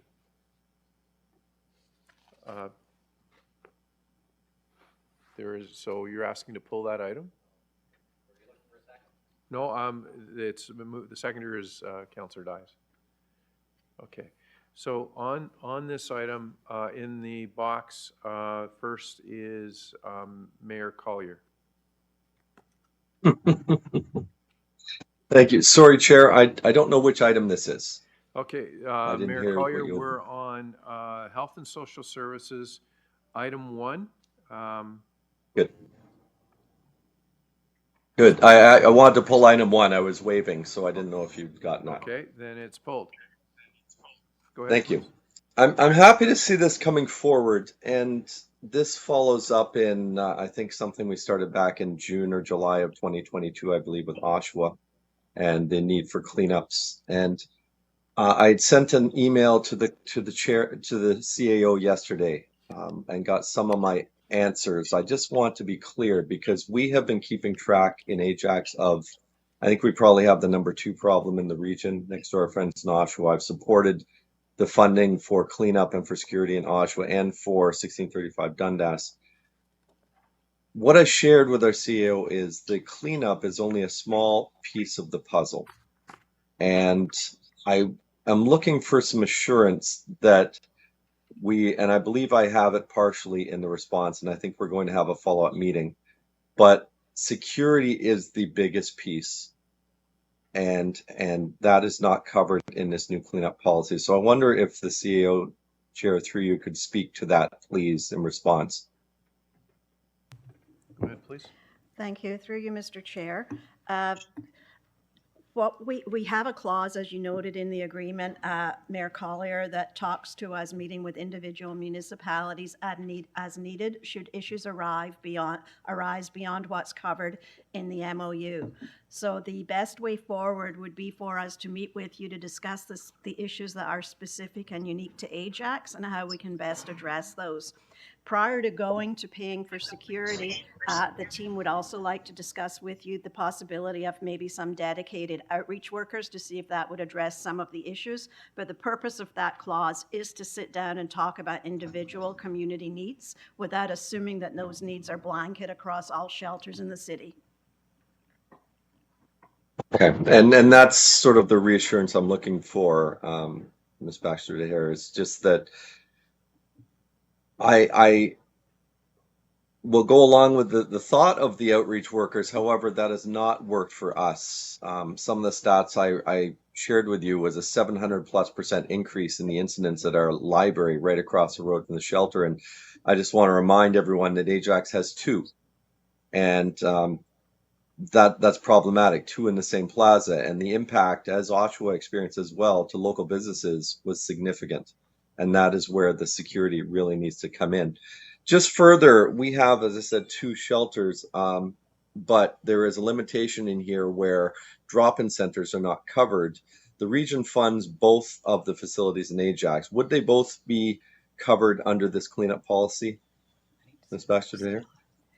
Could I refer that, Mayor, to the Commissioner of Social Services? Yes, thank you. Through you, Mr. Chair. Yes, we do cover these costs. Well, we support the the organizations that are providing the warming center or the drop-in through our agreements to cover their current shelter security costs, if they have any, and cleanup, I guess, in the area, Mayor Collier. Okay, so the 500-meter distance would be covered for both. Even though they are within 500, it would extend actually in a bigger area for Ajax. Yes, instance. it would cover for both, correct. Okay, and this would cover any new shelters in the region going forward would automatically be captured under this new policy? That's correct. Any new shelter that we fund and or operate will be covered under this policy. Okay, I believe the $500,000 sharing with Oshawa was a temporary measure, but the new agreement with 1635 is fairly new. Would that supersede this? And if it does, what is the amount for cleanup for that agreement? Sorry, for 1635, the maximum, sorry, I think it's 200,000. I'm sorry, I should have that. I'm just turning over to Lisa for a second to see what our numbers are, Lisa. If I could just jump in, I believe it is consistent. We tried to mirror this with the MOUs that we already had in place. But yes, the MOU for Oshawa would certainly supersede this. The idea of a policy like this is going forward, we would not need additional MOUs when we are opening required shelters. Okay. And just finally, our costs last year exceeded $500,000. I think I've shared that with this council a couple of times, and each time was assured that this would be rolling out. What about the possibility of retroactive? Since Oshawa has been receiving coverage since 2022, I believe, Whitby since last year, is there any opportunity to recoup our costs for the $500,000 that Ajax taxpayers shouldered last year? At this point, there isn't, Mayor Collier. We cannot do this retroactively. I should point out that the Whitby MOU really began in 2024, and the situation in Oshawa was considered one time, to give us time to get the outreach program up and running. However, we do expect to have a similar discussion with Oshawa that we will be having with Ajax. I know a lot of the costs last year were specifically related to refugees. We did get some money from IRCC, but it did not fully cover our costs, and we were able to compensate Ajax for their eligible costs, which I recognize were nominal, but that is where we stand right now. We continue to be in discussions with IRCC in the hopes that we can have costs covered from January to March of this year, and we haven't had a definitive answer on that yet. And once we get that answer, we can determine what proportion of that would be Ajax-specific costs. Thank you. I'll save the rest of my questions for when we actually meet in person the next couple of weeks. Thank you. Thank you, Chair. Okay, thank you. Mayor Schumer? Thank you, Mr. Chair, through you. And I just was wondering if staff can elaborate. I know it was touched on during the HSS committee meeting, but this only covers shelters. Can you elaborate on the reasoning why this would not cover other regional properties, including supportive housing? Well, first of all, we try to recognize the responsibilities of local versus regional governments and respect those. In the case of the Beaverton supportive housing, it's subject to an MOU. In addition, supportive housing has the wraparound services that it requires to support that site and the residents. The bottom line is this is above and beyond what is required by our legislation governing social services, and given the limited resources, we thought it best to focus on shelters where there is more volatility and greater rollover of clientele. Okay, thank you very much. Councillor Lee. Thank you, Chair.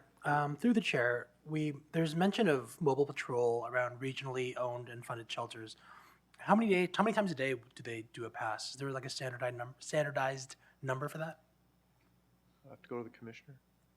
Or I'm going to pass this over to Director Lisa McIntosh through you, Mr. Chair. Through the chair, it is a fluctuating schedule, so there isn't a standard number of times they pass. They also call in issues that arise if need to be reported to DRPS, if paramedics are needed, or if it is an email to our outreach team to get somebody to come out and support an individual. And so that is what the shelter, that is what those mobile units are patrolling for, is to keep eyes on the neighborhood. How wide is the area that they observe? Currently, they move, during the winter warming, they were moving from Pickering all the way across through Clarington at times. But typically, we are focused on the Ajax, Oshawa, and now Whitby areas. So hypothetically, if there is a congregation or sheltering nearby on a private area, what action would we take as the region? So are you talking about encampment action? Correct. Okay, encampments, we are working on an encampment strategy for the region at this time. We are working and bringing together lower tier municipality, the local municipal bylaw teams, which we do meet with regularly. We are bringing together members from the local municipal offices, especially those who work with us closely in the homelessness work, as well as DRPS and other first responders. Encampments need to be managed carefully, and so it depends what type of property they're on, and then we work with the local municipality because they are responsible for park cleanup and those pieces. So if it's on public space, we consider action based on case law and other items. If it's away from a playground, if it's not impeding public use. So if it's in the middle of a soccer field during soccer season, then it is cleaned up quickly, and the outreach team and the local municipality will work to get that cleaned up quickly and get people relocated. But if they are in the back end of a park or a space and there is no shelter space to move them to, or shelters are still full even with the additional beds, then we have outreach continue to connect and work with individuals in encampments. If it's on private space and it needs to be cleaned up, then each local municipality, their rules and bylaw and reporting pieces are, we lean into those, and private property owners are notified of the people living on their space, and then those sites are cleaned up appropriately by the property owner. Okay. My last question is, what does information sharing with other municipalities to the other lower tier municipalities look like? And the reason I bring this up was when Mayor Carter had brought this up a few months ago, he had mentioned that, Oshawa has a really high standard of security that, emphasizes the human aspect as opposed to just the security aspect. And back then, I had mentioned, how can we share that information? How can we share best practices? So from a regional point of view, and we have some experience in this, how are we sharing this information with the lower tiers? Through the chair. So we are working, I have the managers that I have in the homelessness portfolios, they are meeting regularly with bylaw and other representatives. So there are representatives, whether it's community engagement, sometimes they work within recreation and social services. It depends on the municipality who the contact person is. We're working with those individuals and really talking to them about approach. Security is an interesting conversation to have within the homelessness sector. We are the homelessness team, and our funding and the work we do is there to support and to move along, to move people who are unsheltered, at risk of being unsheltered, to help them move along a continuum into housing. When we start talking about security, that is a very different thing within the sector. Many of the agencies that we are providing security to and the communities, the experts in the area and the research definitely do not align security services with the homeless population. It is really looking at other people living in communities and what they're perceiving as their need to feel safe. And that's where security comes in. That individual in the uniform can make people, just by standing there, feel safe. But we do have a very active deeply engaged outreach team that is out in the community and working with the unsheltered population in encampments and in different locations. And if there is risk of danger to themselves or others, they are working through that with our EMS partners and really supporting individuals to get the help that they need. That is a process and it does take time. Thank you for that response. That's incredibly detailed. I think I'll just leave with a final comment that I think it's important, especially across Durham region, that we standardize our outreach, whether it's through security or through social services, because, you know, I just want to ensure that we have a cohesive standard and that in our approach to the unsheltered. And I think that just benefits the region as a whole. And I'll leave it at that. Thank you, Chair, for the questions. Thank you. Councillor Lee, it would be nice if there was a standardization across this country so that we were all playing with the same playbook and that we could work together and take best practices from communities, but somehow we're not being heard. So thank you. Mayor Carter. Again, good morning, Mr. Chair. I support this recommendation that passed Health and Social Services, and I also want to just say I appreciate not only the detail, but the conversations that have gone on in the communities that have really struggled through this. And the flexibility within this policy really does help this situation that continues to be very fluid. And I think this policy helps us meet the fluidity of the moment. What I can tell you, Mr. Chair, is I was at the Ontario Big City Mayor's Caucus meeting on Thursday and Friday, along with Willie and Kevin. We were there, and the biggest subject matter that was part of that conversation was about our unsheltered population, those that are suffering with mental illness and addiction. And there was some robust conversations and spirited conversations in regards to best practices. But I think that Durham Region, we're learning a great deal, not only the experiences that our city has faced, but I think we're sharing a lot of that information now to help all of us understand the complexities of this issue. But I also think we're going to learn a lot out of 1635. I think 1635 will give us a really kind of a standard as we move forward of new investments or new initiatives that the region decides to undertake. I think it'll give us a really good idea of what works, what didn't work, what did we learn out of it. And the point I bring up about 1635 and this particular issue and why I wanted to speak to it was I'm encouraged by the amount of knowledge and learning that we're obtaining through the process.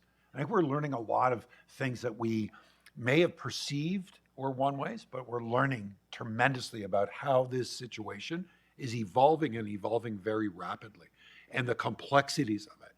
And I think that gives us the opportunity to make sure that we're advocating up to make sure that that others understand. I mean, the region of Durham is fully committed in regards to helping those that are the most vulnerable in our community. And we are going to stand firmly to be able to meet their requirements. And we will reach no boundaries in regards to it. We'll go as far as it takes to be able to help those individuals. What I want to make sure that the province and the federal government understands is the region's not sitting still, and therefore the province and the federal government don't have the opportunity to stand still. And we're going to continue to push them. And I think out of our learnings and out of initiatives like this, we show that the voice that we have collectively as the region of Durham can play a significant role in regards to challenging other levels of government that they have to be a participant. I purposely asked you about that letter again today because of the reason that I believe that the seriousness of the matter is not about meeting MPs. It's about meeting the leaders that are making decisions and making budget decisions that impact not only regions but local municipalities. So I'm fully supportive of this. I want to take the opportunity to thank staff for the opportunity to be able to kind of find the fluidity in this policy, but I also want to take the opportunity to say our outreach teams are doing an amazing job. They're working well with the security and bylaw officers throughout the 8 municipalities. And if I can have one piece of advice for other municipalities, your security officers and your bylaw officers can be utilized not in just in enforcement, but in navigation and in connecting them with outreach. And they play an important role of building that relationship. So I leave that on the floor, and I just wanted to take the opportunity to say thank you for this policy. Thank you. Councillor Crawford. Thank you, Chair. Thank you, Mayor Carter, for that. I just do have a question around the plans for the shelter in Ajax behind the hub. And is there going to be any physical improvements to the rear of that shelter? I do want to also say the winter has been an amazing winter as far as Ajax goes, and that is largely due to the outreach groups that are on the street all the time. So I do want to thank you for that. It has made a difference, but I also know with the warmer weather that it will become more visible again. So I'm just curious about that.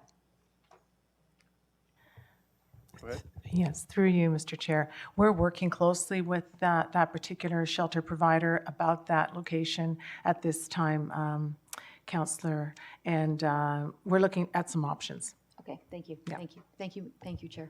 Thank you. Councillor Yamada?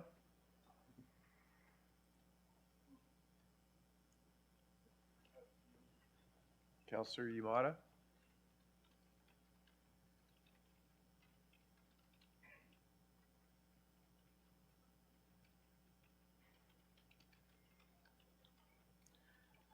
Mr. Clerk? Councillor Yamada, we're unable to hear you right now. We can see you on camera. You may wish to try removing your headphones.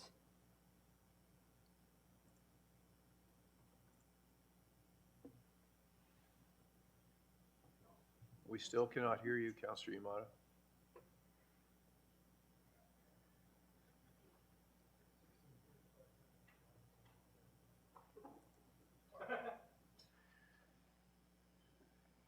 Councillor Yamada? Still cannot hear you. Okay, Mr. Clerk, one more time and then we'll move on. Councillor Yamada, you may need to change in your settings the microphone input device. Councillor Yamada? Okay, Mr. Clerk, I'm moving on. Councillor Wu?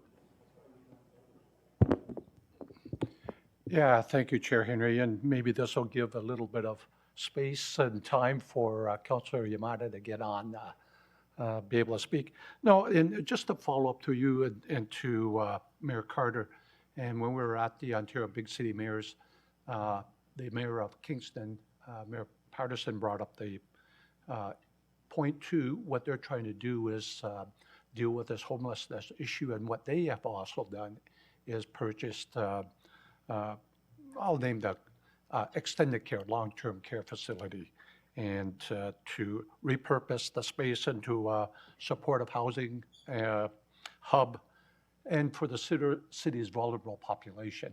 And again, I don't know if it's something that you had spoken about. It's just not a Durham problem. It's a Canada-wide problem, and how we can share. And again, we are in the infancy, but helping them, lessons learned, best practices, what we've learned from other, let's say, municipalities, regions, and be able to work together. Like I say, between, and it was quite a discussion. If you look at London, the big cities, Kingston, certainly here in Durham region. So is there conversations going on? Do we reach out or do they reach out to us? How does that work? I'll have our CAO respond. We are in regular contact with other municipalities, but there's also an association, the Ontario Municipal Social Services Association, also called OMSA, and we're fortunate enough to have our commissioners sit on the executive, and we are very engaged with that organization. Much of what they do focus on is the critical issues and social services of the day, and today that is clearly housing and homelessness. Okay, thank you for that. Thank you. Okay. Councillor Yamada, we'll try one more time. Can you hear me, Mr. Chair? We can hear you now, yes. Thank you. So it's hard for me to support the 50-50 cost sharing because We don't know what additional costs are going to be down the road. We don't know where the region's going to want to shove the next homeless shelter. And I can tell from my experience with 1635, there wasn't really much we could do from a municipal standpoint or from a local standpoint. So to say that we're going to get $100,000, that we're going to have 50-50 cost sharing, I think the region should be picking up the full bill. And I think the region should be paying 100% of the costs. I think that's only fair. I would move an amendment to that effect if someone wanted to second that 100% of the costs be borne by the region upwards to a cap of, let's say, $400,000.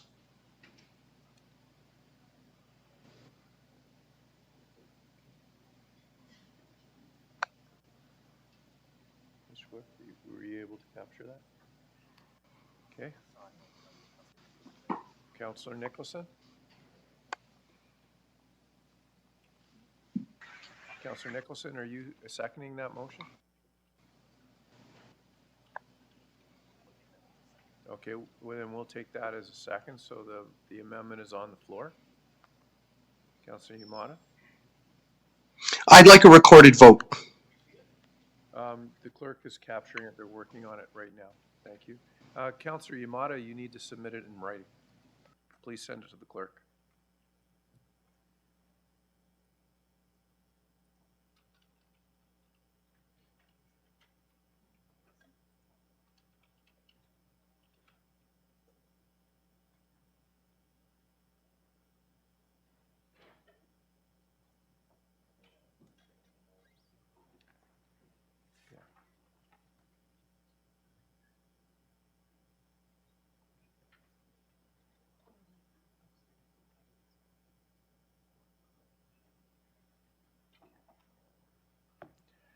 Okay.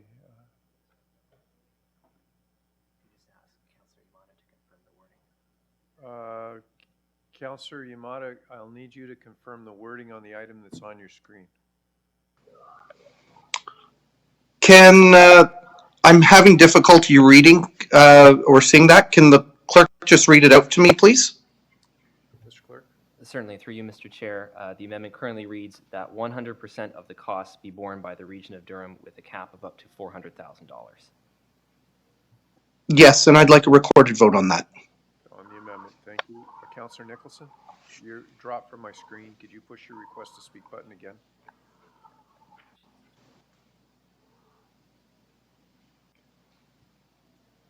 Councillor Nicholson? Can you hear me? Yes, we can. I have no comment. Just watch a vote.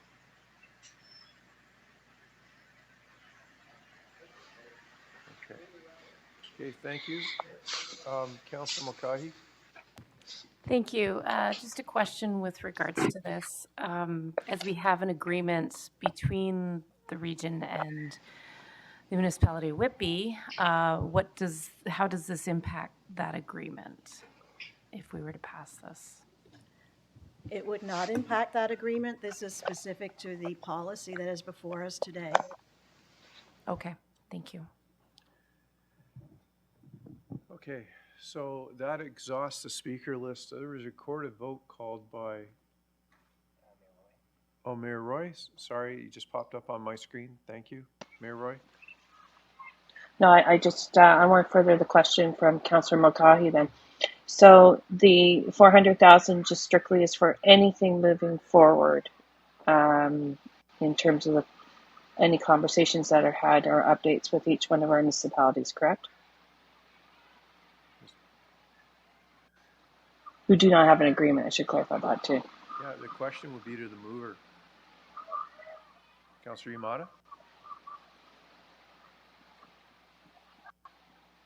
I would say that if, again, I don't know where the next homeless shelter is going to be. I don't know if the region finds another piece of land in Whitby or Pickering or wherever else that they want to put a homeless shelter. I think going forward, after going through the 1635 process that if the region is going to decide where the next homeless shelter is going to be, the region should be paying for 100% of the costs. Mayor Roy, could you push your button again, please? You're good? Okay. Thank you. Councillor Pickles? Thank you, Chair. And I hope I didn't miss this point already, but could I direct this back to staff to hear what the budget implications would be, where this money would be found from? Would it take away from other programs? Could I have the response? It is not a budgeted item, so it would have to come from someplace. I'll go to the Commissioner. Yes, through you, Mr. Chair. It is not a budgeted item, so we don't have to either come from our program dollars that we currently use to support our homelessness system or anywhere else that Regional Council is looking for us to cut. I appreciate that. Just through you, Mr. Chair, back to the Commissioner. When you say it would come from existing programming dollars, could you elaborate what we would be reducing then, more specifically, perhaps? You know, I think it's too early to say that. You'd have to give staff time to go through and see if they could find it. If they're not able to find it within their own budgets, then it would have to be found through somewhere in the organization. I'll go to our treasurer. So if I may, through the chair, there would be two outcomes. The first would be, as the Commissioner noted, we'd have to take it out of other homelessness programs that we receive funding for, or it would essentially be pre-budget approval for next year, because we've already established our budgets for this year. And as the Committee for Finance is clear, we really struggled that. So that's the dilemma before you. Well, thank you. And then I think it is a dilemma as to how you find it in year. And I'm not really sure we should be looking at pre-approval for next year. I certainly think this is something that ought to be looked at for next year, but I'm not sure we should be taking a position on it today. So thank you, Mr. Chair. Well, thank you. And just before I go to Mayor Carter, this is like saying that 100% of all homeless costs should be covered by the other levels of government because it's not within a municipality's mandate. This isn't what property taxes are collected for, and it should be fully recoverable, and it's not. And with no clear rules related to homelessness, mental health, and addictions in this country, it is a challenge. So I think everyone knows where I stand on that issue, but I'll go to Mayor Carter. Mr. Chair, just to make sure it's clear, I will not support this. The dollars that are necessary in regards to the front end of this issue, the impact dollars, are absolutely vital, absolutely vital. So again, as there's been a willingness in regards to the region, in regards to us working together as municipalities and the region and our staff, the dollars that are necessary in this circumstance, and I mean, you could look at it, there's 8 municipalities, if you do 8 fours or 32, could be $3.2 million, and that's talking about one. The reality being is, yeah, I agree, it's unfair. We shouldn't be burning it, but the reality being is where we are. We have a working agreement with the region. I'm pleased about the working relationship that we have, and I am not going to support $400,000 being taken out of frontline services that can actually make a significant impact on somebody's life today. So that's where I stand. Okay, thank you. So that exhausts the speakers list. I believe Councillor Yamada called for a recorded vote on the amendment, only the amendment. So I'll call that vote now. Thank you, Mr. Chair. Recorded vote on the amendment is starting now.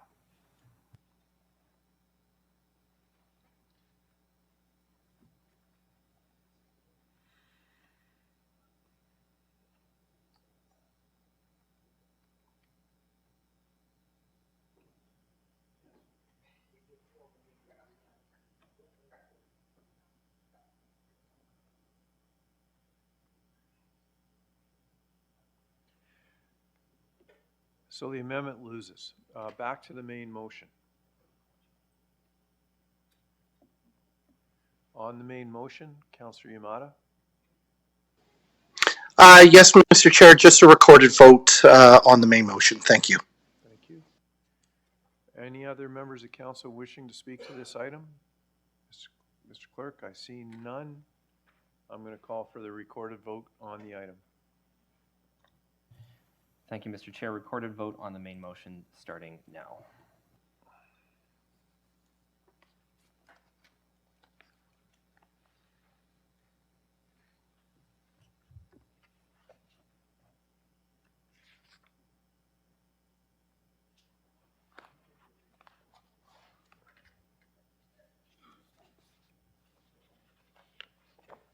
Okay, that carries.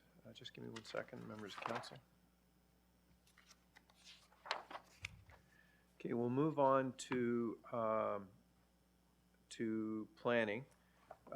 Just give me 1 second. In the planning report, item number 2 in section 5.1, the report notes that Mr. Van Hoff's term goes to October 31st, 2026, but it actually expires October 17th, 2026. We'll correct that administratively.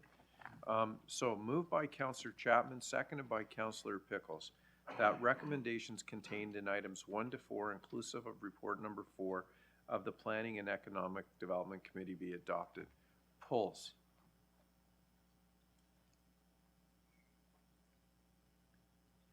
Mr. Clerk, I see none. You see none. We'll call the vote. All those in favor? Opposed? That carries. We'll move on to works. Mr. Clerk, is Councillor Mayor Pietri online? Okay, then we'll need, moved by Mayor Barton, seconded by, we'll need somebody from works. Councillor Mulcahy. That recommendations contained in items 1 to 6, inclusive of report number 4 of the Works Committee, be adopted. Polls. Okay, Mr. Clerk, I see none. We'll call the vote. All those in favor? In opposition? Seeing none, that carries.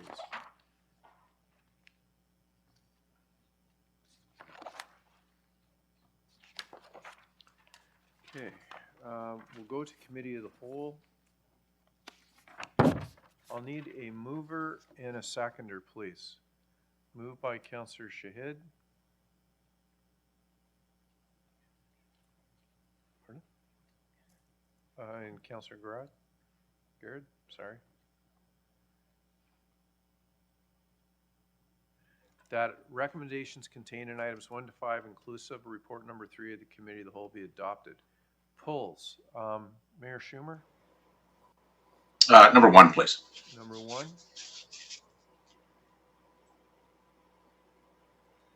Okay, are there any other polls? Seeing none on the remainder, we'll call the vote. All those in favor? In opposition? Seeing none, that carries. So, Mayor Schumer, on item number 1, the annual climate change progress report. Yes, thank you, Mr. Chair. Just through you to staff, I guess. I'm just wondering if we could get any comments. There were a couple of delegations today that did speak to some concerns on measurements and you know, obviously some reputable sources on how things should be counted or are counted elsewhere. Can staff just comment? Do we have an issue here? Is something that should go back?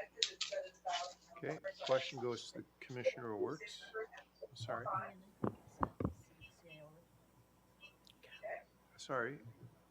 Well, I think, Mayor Schumer, are you referring to the comments made from our delegations related to the energy from waste facility?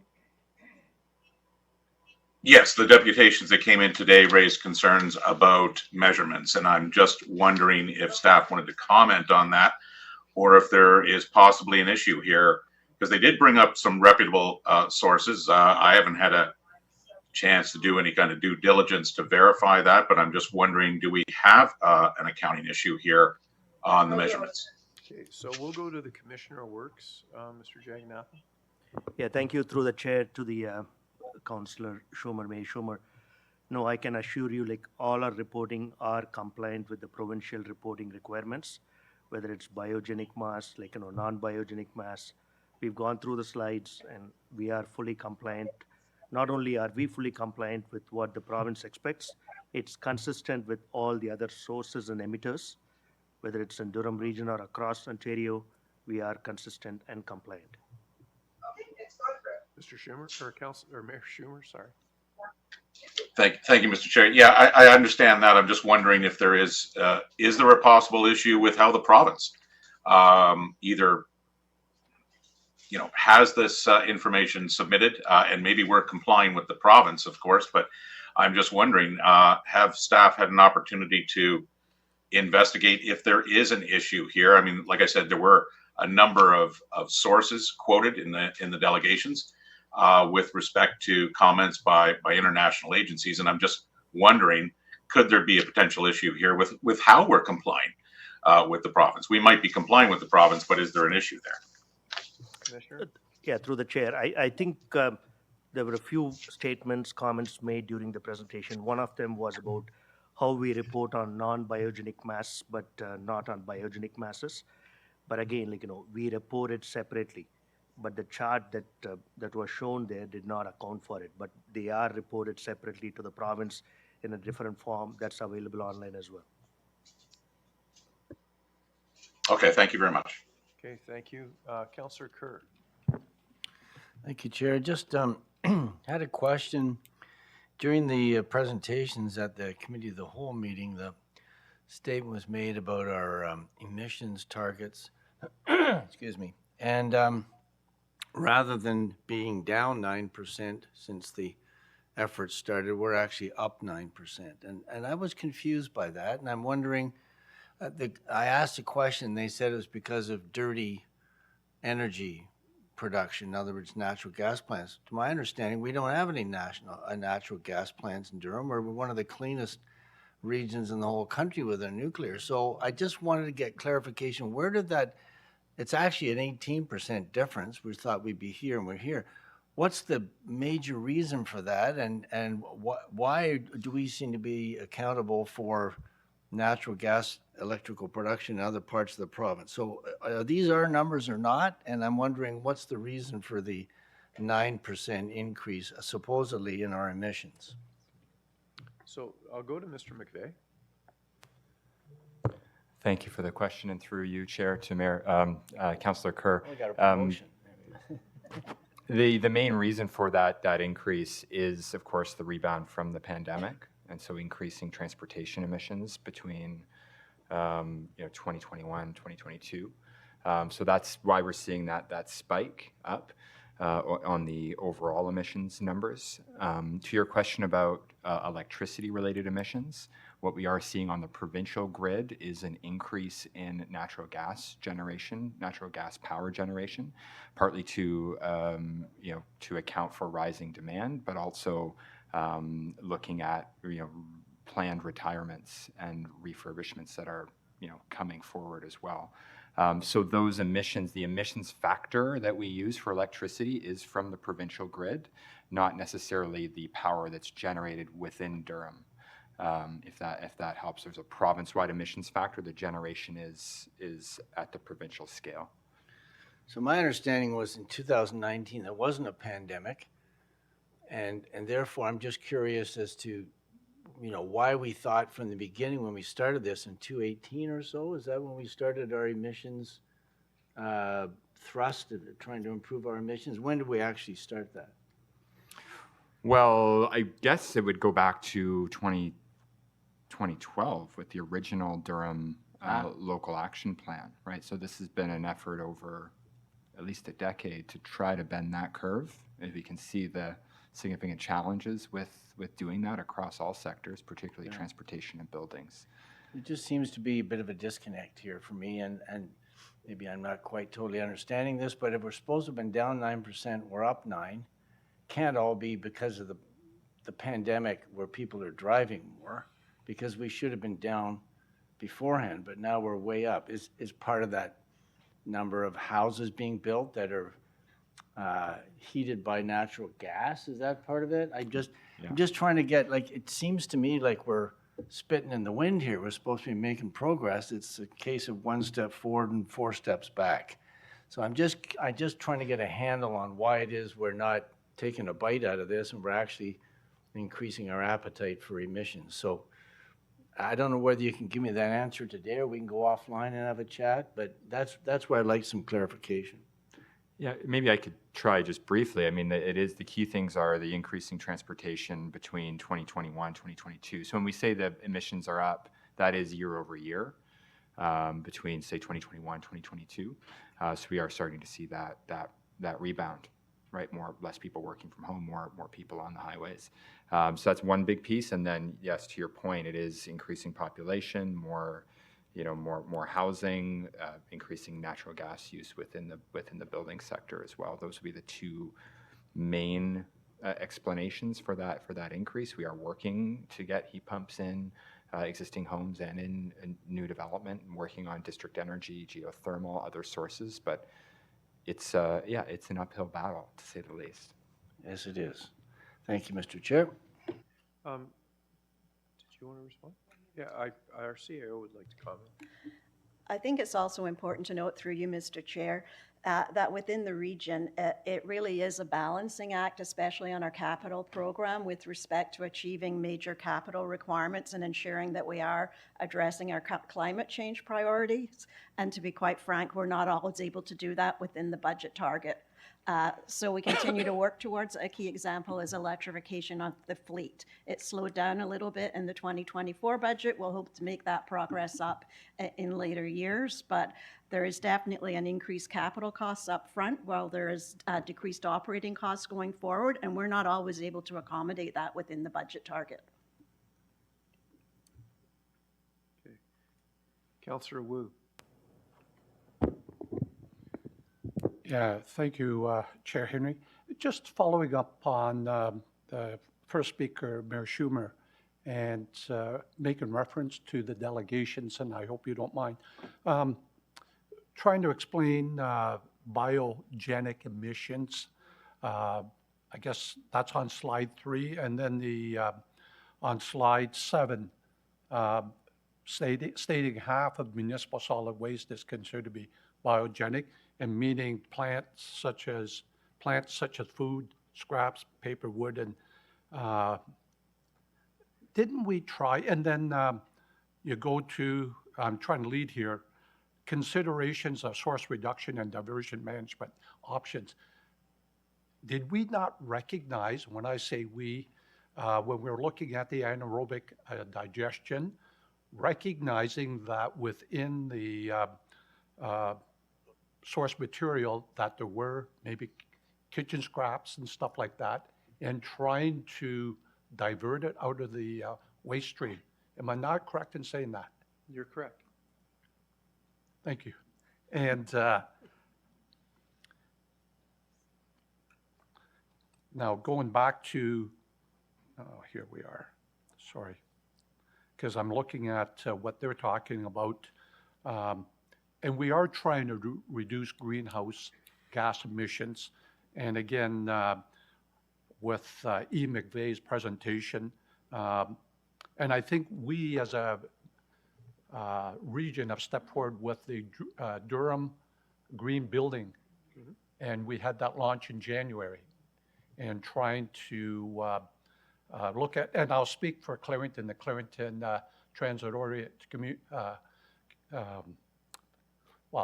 the Curtis Talk, and trying to utilize that district energy.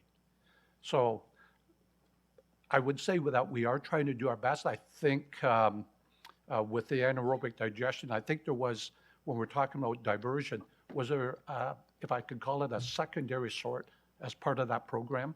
I'll have our CEO respond. There was a pre-sort, which was critical to separating the food waste and other aspects of the waste stream. Unfortunately, we got caught in the cost escalation that was part of the pandemic and had to defer that project. So we do hope that it will come back in a number of years. It just was not financially viable at the time. Right. So I would say some of the issues that were recognized or brought out today in the slides, we're aware and we're trying to deal with it. Okay, thank you. Okay, thank you. Mr. McVeigh, I've said this before, but it's never been captured in any report. Durham is the clean energy capital of Canada. And when Councillor Kerr mentioned the plus and minus of 9%, nowhere is it ever stated in any document that this willing host community and the work that Mayor Foster, Mayor Ash, and former Mayor Ryan has done related to nuclear, we don't get credit for being a willing host community. Yet every other community in Ontario that gets energy from Durham region is using that energy to get their credits. Seems ironic. It also, I've mentioned that, you know, the best stewards of our land are our farmers, and the wetlands and woodlots don't get credit. And we don't get credit for, in Oshawa, it would be, I can name one in every municipality, but in Oshawa, Frenchman's Bay or the Second Marsh. Uxbridge would be the Durham Forest. Be Frenchman's Bay and Pickering.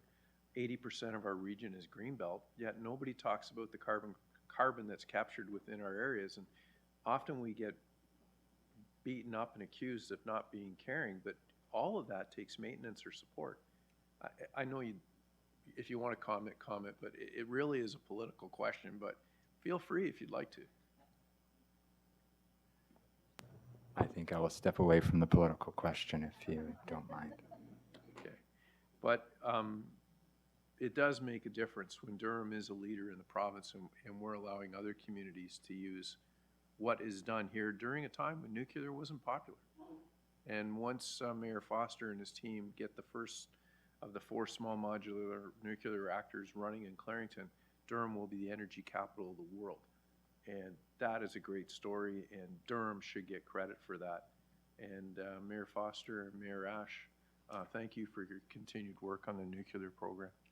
That's my rant, so Mayor Barton. Hey, thank you very much, Mr. Chair. I just have a question to staff, and that is on our EFW. Is it good for climate change? Is it better than landfill? I think I know the answer, but I want to hear it from you. Well, just so in one part, Durham Region has a bylaw that they can have no more landfill. So I'll go to Mr. McVeigh to answer the question. Or Mr. Jaganathan. Yeah, through the chair, well, next to zero waste, I think it's a good one. And given that landfills is not an alternative, I'm not sure what's the alternative.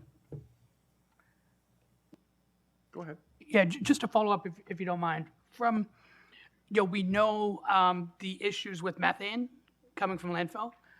When you compare methane at 10x multiples versus EFW, from a net climate change perspective, is that positive or negative? Yeah, landfills, I think it's 28x. Okay. If I'm not mistaken, Andrew. Yeah. So, and it's forever, right? Landfills, they emit forever.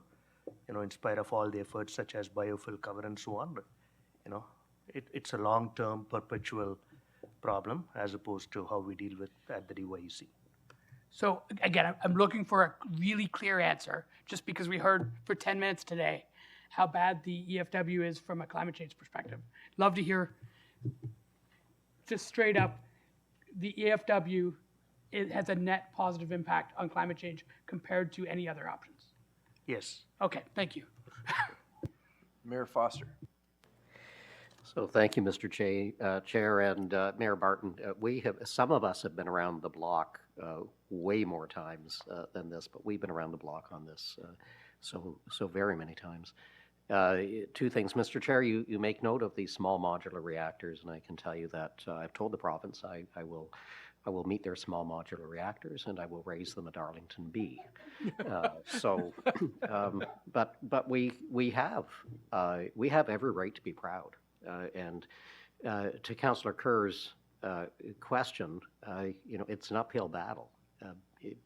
No ifs, ands, or buts, and I'm not sure it's a battle that we're winning, but it's a battle that we're fighting. I will take a look at what's going on in Pickering, Clarington, in that little corner where we've got the EFW.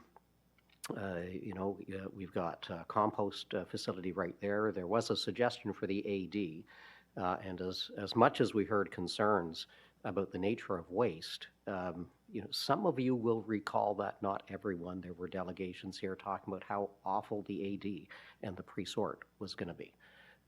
So I think we need to balance that out.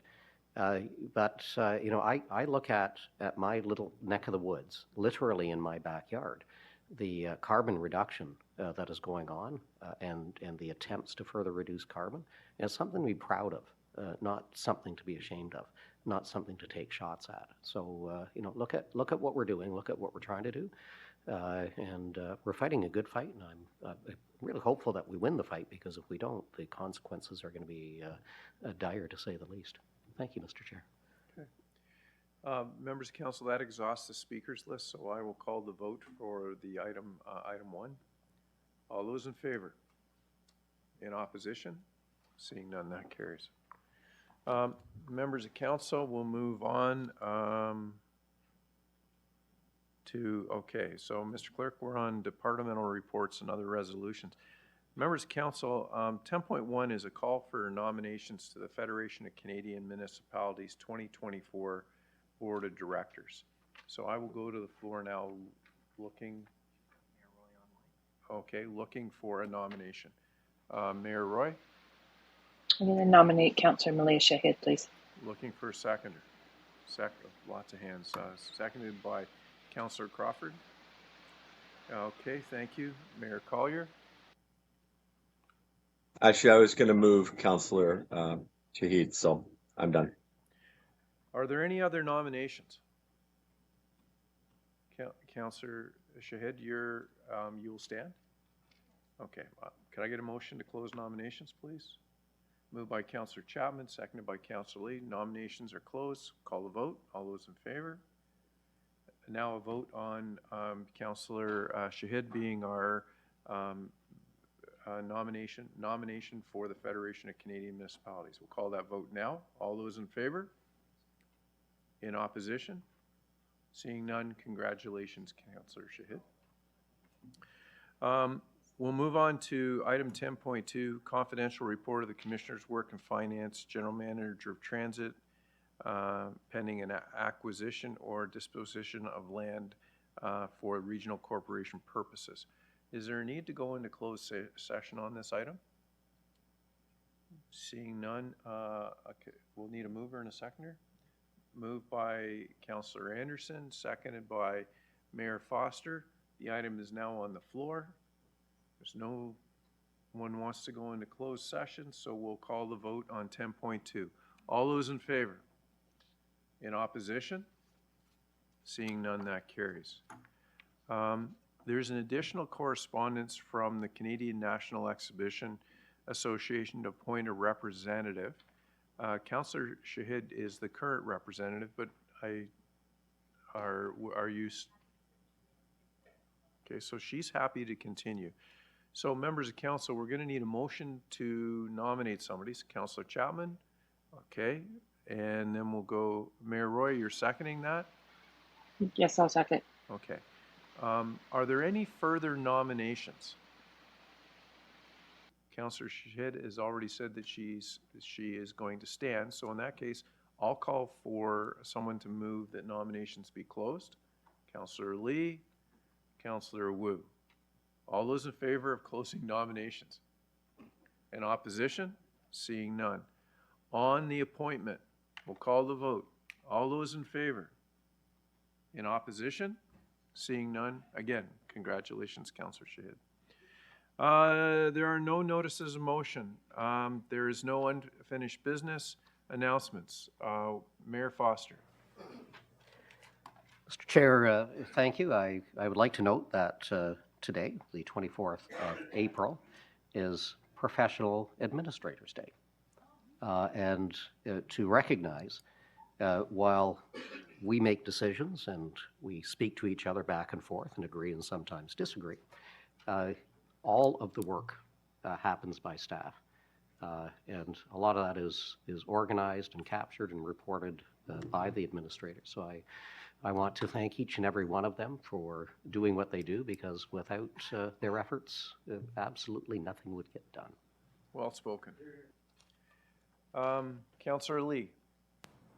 Thank you, Chair. May is actually Asian Heritage Month in Canada, and I think we celebrate this in Durham as well. I just want to point out that this country has always had a very complicated relationship with Asian Canadians, from the internment camps with the Japanese and the Chinese head tax, and the legislated Chinese Exclusion Act, which actually prohibited people from China immigrating for about 24 years. We've obviously made great leaps and bounds. I'm very proud to serve on regional council. I just want to actually take this moment to also call out Regional Councillor William Hamilton Wu for blazing a trail, realistically, at Durham Region. I think you were the first Asian Regional Council of Asian descent to ever get office, and you really set a high bar for the rest of us. So just wanted to call you out. Thank you. Thank you, Chair. Here, here. Mayor Barton. Hey, thank you very much, Mr. Chair. Just letting everyone know that May the 4th is curbside giveaway in Durham Region. I think all Durham municipalities are participating this year. So if you have items that you don't want to go to landfill and you think someone else may want to use them, put them at the curb, put a little free sign up, and I encourage you to do this. This was a huge success last fall, and I look forward to it again.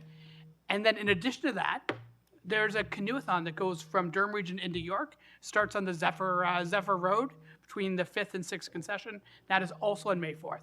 So a great little trip down the Pefferlaw Creek. If anyone wants to join me, you could take a paddleboard or kayak or canoe. Is it free? And it is not free. It is a fundraiser for the Eudora Leakstown Lions Club. Sorry.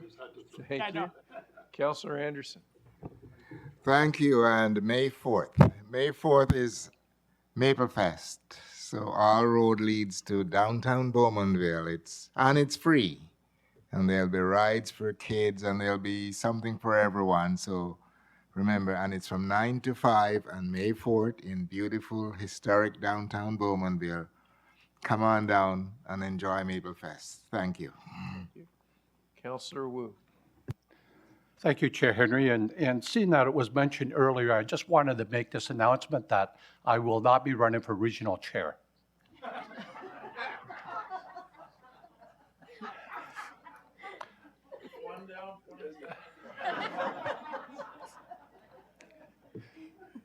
But to bring up, this is also an announcement too. I thought I should make that one very clear. This Saturday, the Bowmanville Butter Tart and More Market will be held at the Garnet B. Rickard Recreation Complex. And that will be from 10 a.m. to 4 p.m. And free admission, but if you can, the Clarendon East food bag would be very appreciative if you brought a non-perishable food item. And also, I should have mentioned this Monday at our Clarendon Council meeting with the owner of the Clarendon Eagles junior hockey team there, but they just won their third straight provincial junior hockey final, and they're in the Schmaltz Cup semifinals. And we wish them a lot of good luck, and they get into the finals, and hopefully they bring the Schmaltz Cup back to Clarendon and to Durham Region. Thank you. Thank you. Councillor Shahid. Thank you. Through you, Chair Henry. April's been a beautiful month where many Durham Region's residents were able to celebrate Passover, Eid, and some of our residents were celebrating Sikh Heritage Month. I was able to attend a Vaisakhi event for Durham Region, and it was a beautiful event where a lot of people congregated to celebrate our diversity. So it was a pleasure to attend all of them, and I wish all the Durham Region residents, whoever were celebrating all of these, best of luck, and we keep on celebrating our diversity. Thank you. Thank you. Councillor Chapman. Thank you, Mr. Chair. I'm sure everybody knows that this year, 2024, is the 80th anniversary of D-Day, which was one of the most important battles in World War II. But leading up to that, the Canadian Army had to evolve into many different things, such as our local regiment evolved into a tank regiment.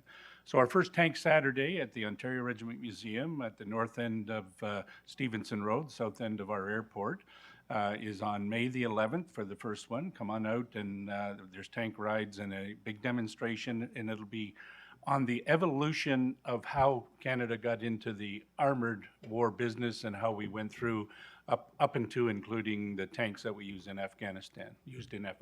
Thank you. Thank you. Mayor Carter. Just because Willie brought it up about hockey, we have to say that the great Oshawa Generals are on quite a roll. And of course, the next round of the playoffs start this Friday against the Battalion. And the Oshawa Generals look to take that 4 games to none. Okay, thank you. Mr. Clerk, there is no unfinished business. We've covered announcements. The last part of the meeting is bylaws, so we'll go to Mayor Ash. Thank you, Mr. Chair. It's moved by myself, second by Mayor Barton, that bylaw numbers 2024-018 to 2024-025 inclusive be passed. Okay, on the bylaws, all those in favor? In opposition? That carries. Confirming bylaw. Oh, wait 1 second. Mr. Clerk, the creation of the new reserve fund bylaws?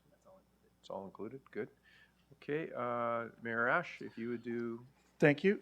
Mr. Chair, it's moved by myself, second by Councillor Barton. Mayor Barton, that the bylaw 2024-026 being a bylaw to confirm the proceedings of the Council of the Regional Municipality of Durham at their meeting held on 24th day of April 2024 be passed. Okay. Members of council will call the vote. All those in favor? Opposed? That carries. Mayor Watton, motion to adjourn. Thank you. Councillor McCaughey, thank you. On adjournment, all those in favor? In opposition? Seeing none, that carries. Have a great day, members of council, and thank you to staff for the great work that you do. And lunch is in the back.